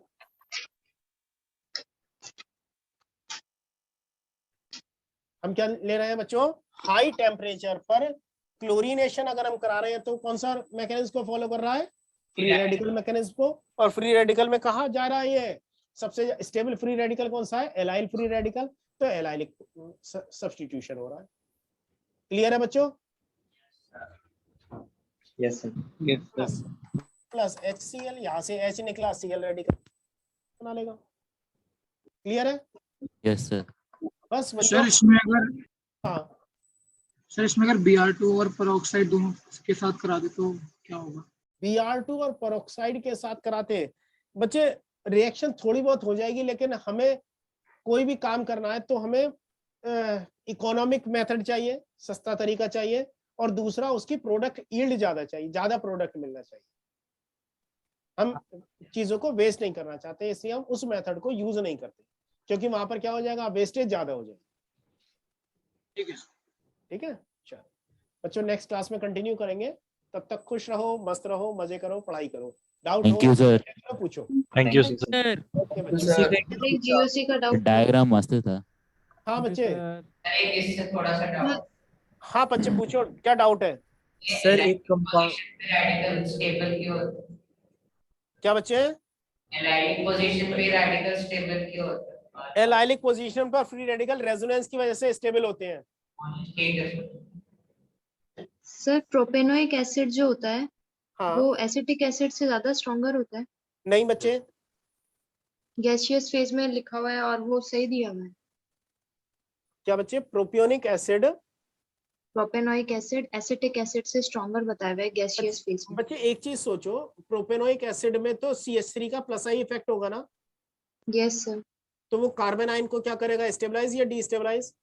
Destabilise. Destabilise करेगा, तो उसका एसिडिक कैरेक्टर ज्यादा होना चाहिए या कम होना चाहिए? कम होना चाहिए। कम होना चाहिए। गैसियस फेज की बात कर रहे हो बच्चे, गैसियस फेज में क्या कोई कार्बोक्सिलिक एसिड H+ आयन देगा? No sir. तो अगर H+ आयन देगा ही नहीं तो एसिडिक कैसे हो जाएगा? HCl गैस जो है एसिडिक है? No sir. नहीं है ना HCl gas? No sir. HCl कब एसिडिक है? एक्वस फॉर्म में। एक्वस में। तो सर ये आंसर जो दिया हुआ है मॉड्यूल में वो गलत है फिर? बच्चे मॉड्यूल का मैं देखता हूँ कौन सा क्वेश्चन है बच्चों, मतलब क्वेश्चन नंबर और पेज नंबर मुझे बता दो, मैं देख लूंगा। यस सर हमें अगर देखना है कि कोई मॉलिक्यूल प्लेनर है कि नहीं है, जैसे सर ने बताया था कि अगर 7 से ज्यादा की रिंग हुई तो वो मॉलिक्यूल हम प्लेनर नहीं मानते। अगर हमें किसी लीनियर चेन में देखना है तो मैं कैसे देखूंगा कि वो प्लेनर है कि नहीं? क्या लीनियर चेन है? लीनियर चेन में अगर देखना है देख लो सारे कार्बन sp2 हाइब्रिडाइज्ड है या नहीं। ठीक है सर। और अगर जैसे कुछ sp हुए या फिर कुछ sp3 हुए तो फिर वो तब वो नॉन लीनियर हो जाएगा। नहीं, मतलब वो नॉन प्लेनर हो जाएगा ना सर? क्या? नॉन प्लेनर हो जाएगा, नॉन प्लेनर हो जाएगा। नॉन प्लेनर, ठीक है बच्चे? सर हाँ बच्चे। और सर एसीटोन में एक एक करके। हाँ बच्चे। सर एसीटोन में और क्लोरोफॉर्म में हाइड्रोजन बॉन्डिंग कैसे होती है? क्लोरोफॉर्म में और एसीटोन में बच्चे CCl3 जो है, CCl3 का इफेक्ट जो होता है बहुत -I इफेक्ट हो जाता है, स्ट्रॉन्ग। अच्छा। Cl क्या करते हैं, कार्बन की इलेक्ट्रोनेगेटिविटी को बढ़ा देता है, कार्बन हाइड्रोजन बॉन्ड ज्यादा पोलर हो जाता है। सर कार्बन की इलेक्ट्रोनेगेटिविटी बढ़ा देता है? कार्बन की इलेक्ट्रोनेगेटिव Cl क्या करेगा, कार्बन से इलेक्ट्रॉन छीनेगा ना? हाँ छीनेगा। हाँ तो छीनेगा तो क्या करेगा, कार्बन पर इलेक्ट्रॉन डेंसिटी कम कर देगा। हाँ कर देगा। तो कार्बन की इलेक्ट्रॉन छीनने की टेंडेंसी को बढ़ा देगा। हाँ तो कार्बन की इलेक्ट्रोनेगेटिविटी बढ़ जाएगी। अच्छा ऐसे। हाँ ठीक है सर। गुंजन क्या कर रहे हैं, एन इथाइल इथेनामीन और पाइपरिडीन की बेसिसिटी को कंपेयर करना है बच्चे। पाइपरिडीन की बेसिसिटी ज्यादा होगी। सर इस वाले क्वेश्चन का यही रीजन है ना कि क्या कहते हैं साइक्लिक कंपाउंड में है। साइक्लिक एमीन्स ज्यादा बेसिक होते हैं than open chain compound. Sir ये वाला डीपीपी का क्वेश्चन था, उसमें ये उल्टा दे रखा है। नहीं बच्चे वो थोड़ा गलत दे रखा होगा। Okay sir. Sir number of resonating structures निकालने के लिए कोई फॉर्मूला होता है? नंबर ऑफ रेजोनेटिंग स्ट्रक्चर निकालने के लिए बच्चों कुछ जगह लगा सकते हैं लेकिन हर जगह नहीं लगता, तो हम जनरली कहते हैं थोड़ा कोशिश करो, समझो, प्रैक्टिस करके समझो। नहीं सर, जो मैं बुक लगा रहा हूँ उसमें बहुत सारे रेजोनेटिंग स्ट्रक्चर्स निकालने के लिए फॉर्मूला है और बहुत टाइम लगता है, तो शायद कोई फॉर्मूला हो उसके लिए। नहीं बच्चे ऐसा कोई फॉर्मूला नहीं है। कौन सी बुक लगा रहे हो बच्चे? MS Chauhan sir. MS Chauhan बच्चे बुक बहुत अच्छी है, थोड़ी टफ है, तो अगर कर पा रहे हो तो बहुत अच्छी है, लेकिन एक बार से काम नहीं चलेगा, 2-3 बार उसे प्रैक्टिस करना पड़ेगा। Okay sir. चलो बच्चों, अब आपकी नेक्स्ट क्लास भी तो होगी 5:45 से। Yes sir. चलो बच्चों नेक्स्ट क्लास में कंटिन्यू करेंगे, जो भी टाइम मिलेगा उसमें डाउट कवर करते रहेंगे। Okay thank you okay sir, model बनाने के लिए थैंक यू। ओके बच्चों, थैंक यू।